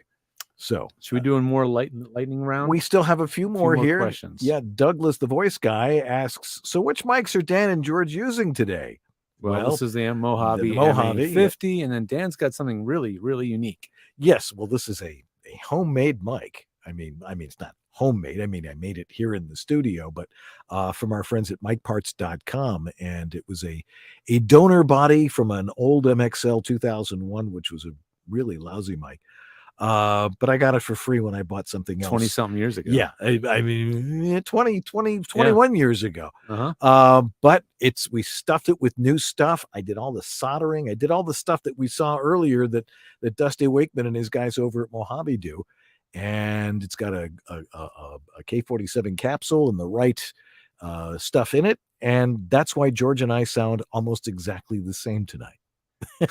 It's surprisingly similar, and very much so, which is good, because usually, if you're on your, I'm often on a shotgun mic, or who knows what sounds I'm gonna very, be on. it sounds very different. Yeah. So anyway, also we're in the same room. Well, that helps too. And we're in the same environment. We're running through the same exact preamp, right, and the same mixer. There's a lot of reasons that we could get such similar sound tonight. It's hard to beat being in the same place. Right. So that's why we're going to start being in the same place far more Much as often. we can. Yeah. That's right. We're going to have to wear hazmat suits, but that doesn't matter. Jeff Holman has a question. He says, if you were building a booth in an unfinished basement, what would the walls and floor and ceiling be made of? Well, in an unfinished Lots of basement, stuff. wood and concrete. Oh, you mean the floor would be concrete? Yes. You would just leave it right on the floor. Right. There's no reason to have a floor. You can put down a rug, but you don't need to put a floor in. Right. The ceiling's much more complicated, because if there's anybody walking around upstairs, you're going to hear footfall. And I guarantee it. It's I've seen some very expensive builds come out where someone's like, yeah, they didn't do it right, and I can hear people walking around upstairs. Yeah, well, it is the most difficult thing to get right is the ceiling. The walls, I don't know, drywall, studs, insulation, quiet rock. Yeah, I mean, it's the walls are pretty simple in a basement setup. Right. They don't have to be mega walls, because unless there's going to be another family down there with you, or your family, or who knows what, down there making noise, you don't need to do a lot in the basement to get rid of sounds from the neighbors. So if you're below grade, there's not much noise coming in from the outside. That's right. And of course, here in Southern California, who has a basement? Yeah, maybe Jeff's. Maybe Jeff, Jeff does. Are you hinting that you're moving, or did you get a house with a basement? Well, his movie career has been taken off. HBO is working out. That's right. He can afford one of those houses over in Beverly Hills. Loaded up the truck, getting to Beverly. All right. Last one from Bob. Lead him in the YouTube. He says, in another week or so, I'm about to get delivery of the new M2 MacBook Air.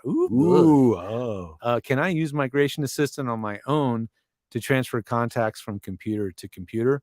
Well, yeah, that's just one of 1,000 things that Migration Assistant will transfer. But the contacts will come over as long as assuming you're using Apple stuff. Like if you're logged into iCloud and you're using the contacts on your iPhone and your Mac and all that kind of stuff, yeah, it should migrate over pretty nicely. I don't know if I would migrate I don't know about migrating the apps. It just depends on how old the other Mac is. Yeah. I mean, when I got my new M1, when you and I bought the new M1 Mini about a year and a half ago at the same time. And I had to migrate from the old one to the new one. Somehow it burned out the old one, and which reduced its value a whole lot and was not easy to get fixed. We're not exactly sure why it did that, but that's the one great thing about iCloud. Well, one of the great things about iCloud is that, you just sign in and it transfers everything. Yeah, it's almost as long as you're doing cloud backups with iCloud and you have all your contacts, your calendar stuff, your notes, and everything that you want to be backed up. It's almost better to just start new and not migrate, and just let iCloud bring in the content you need. And then if there's other files you can bring over, you want to copy over, that's fine. But going from an old system, you don't want to migrate over problems. So if your user account had little issues or things were just funky, don't migrate. If it was working perfectly and you were already on the most current update of the Mac OS and the machine isn't 8-9 years old, probably will be okay. But I like fresh starts. I just find it almost always comes out better when I'm starting from a fresh machine without migrating everything over. That's just been my experience. Have you noticed that? I mean, my Mac seems to be doing weird things, and I mean, I love it. It's fast and everything. It's fast and quiet. Yeah. It's fast and quiet, but sometimes weird stuff happens. Things will get lost. I was working on Audition earlier today, and I couldn't find the razor blade and all the other stuff. I'm like, where did it go? And I'm like looking. But that was an Audition. It wasn't in Mac OS. It was in the app itself, huh? It was in the app itself. Yeah. Yeah. And but then I clicked on the top thing and suddenly reappeared. I'm like, well, where'd you go? Yeah, my MacBook Air, the one I'm using right now, is on Mac OS Monterey. I think you are too, right? 12 point. Are you on 12.4? I'm always on the latest. All right. They're still fixing bugs. And what I tell people ad nauseum is that if you're on the current OS, you're on the newest OS. When you're on the newest OS, you're not on the best OS because they're still fixing it. The best OS was the last OS, the one that's not being repaired anymore. That's already had all the patches and it's fully baked. So in my opinion, probably the best OS is still Big Sur. Whereas Monterey is still going through its growing pains. So yeah, things are going to be a little bit funky. Will they still be funky when Ventura comes out? Gosh, I hope not. I hope everything has been fully repaired, but it's still 12.4. There could be a 12.5, a 12.5, 2, 3, 4, 5, 6, 7. The last update I got for Big Sur was 11.5.7, I think. So they're still updating to get rid of some bugs and stuff like that. So yeah, this is technology. It ain't getting easier. And when you're going to be on the newest thing, expect there to be some unpredictable things that take a little bit of patience to sort out. So be prepared. Don't wipe the old computer and donate it the next day. Right. Exactly. Keep it around for a little while. Well, and for last thing, Douglas Voice Guy says, would love to see a video of Dan's mic mod if one exists. No, you wouldn't. I mean, it's, tubes and screwdrivers and all sorts of stuff. It took hours and hours. It didn't take hours, but it was, it's just soldering and following the instructions. Go over to micparts.com. It's actually, they probably have some good stuff. videos over there. Absolutely. I would imagine.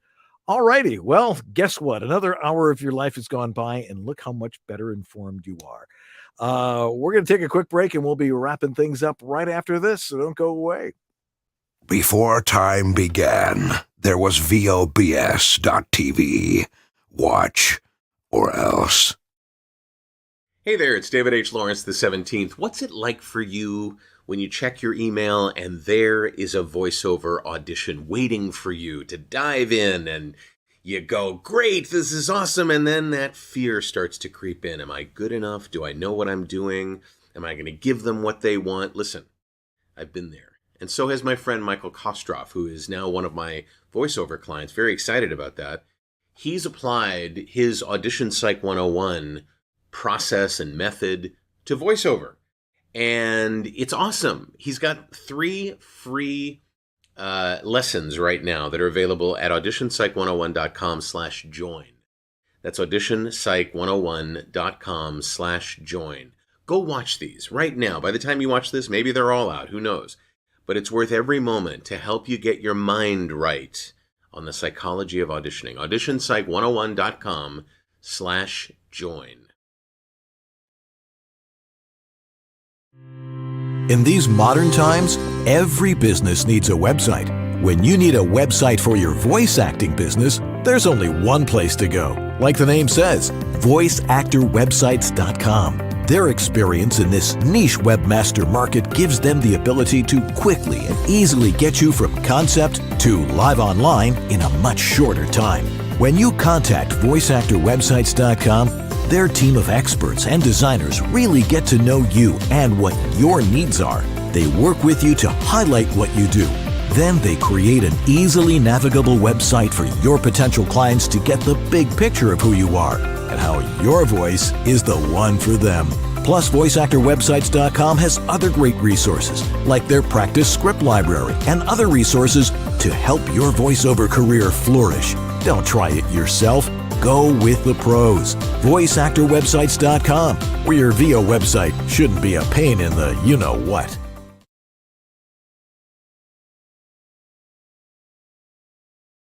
This is Ariana Ratner, and you're enjoying VoiceOver Body Shop with Dan Leonard and George Whittam. VOBS.TV.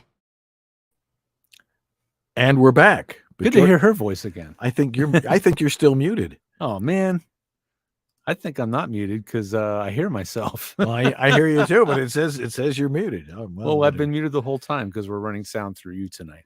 Ah, well, that would explain it. I know exactly. All right, It is well, actually did working. figure that out. Yes. Well, you've seen another hour of absolute magnificent technology. Sort of flawless. Yeah.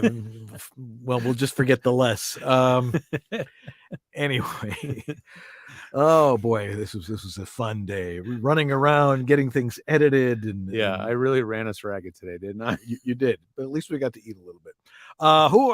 Next week on the show, we have another great guest. Who that's going to be? I'll let you know soon. We will know probably sooner than later.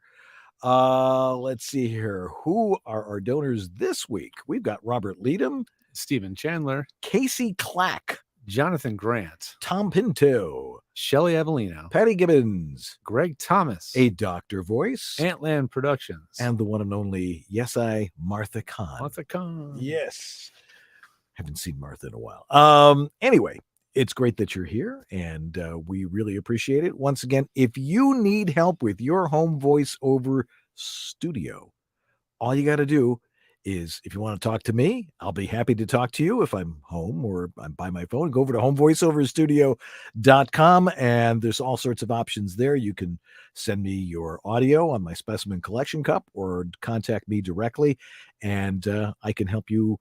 If you're just starting out, or if you got a tech problem or any of those things, go on over. I can help you out. But George does that as well, and he's over at GeorgeThe.Tech. And when you're watching this, if you're quick enough, you can grab the webinar I'm going to be teaching August 2nd for Universal Audio Apollo for VO, covering everything to do with the Apollo for the voice actor who decided to plunge into buying one because somebody else said, you should get one of these. And it wasn't us. But if you bought one, I'll navigate you through the mess and show you how to set it up. And that's on the webinar. That's you can sign up at georgethe.tech/webinars. Yeah. Great if you're a musician. Voiceover, it's going to mess you up a little Great if you're a producer. Yeah, but if you're just a voice actor who wants to audition and book a job sometimes, more than keep it simple. Yeah. Which is the most important thing. Yeah. We need to thank our amazing sponsors who are just great people, aside from being great sponsors, like Harlan Hogan's Voiceover Essentials, Voiceover Extra, Source Elements, BOHeroes.com, VoiceActorWebsites.com, and JMC Demos, and WorldVoices.org. That's world -voices.org. I'm the president. I should know that. .org, the Industry Association of Voiceover Talent, freelance voiceover talent. Thank you to Jeff Holman. Got all those questions in there. Was paying attention tonight. We really appreciate that. And he's clearly moving to a much nicer house. And Sue Merlino, our wonderful technical director, for getting it done. And of course, Lee Penny, because he's Lee Penny. Anyway, that's going to do it for us this week. You know, this is not an easy business. Voiceover takes all sorts of things. You got to have talent. If you don't have talent, why even trying? You got to have, quiet. You got to have you have to have good business acumen. We had great marketing. Yeah. Kelley Buttrick on last week, and she was talking about, you got to get yourself out there. No one's going to find the work for you. You got to go do it. Good people skills. Right. But it's really important that your audio sound good. But the bottom line is, if it sounds good, it is good. That's going to do it for us. I'm Dan Leonard. And I'm George Whittam. And this is Voiceover Body Shop, or VOBS. Tech Talk. Tech Talk. Tech Talk. We'll see you next week. Have a good one, everybody.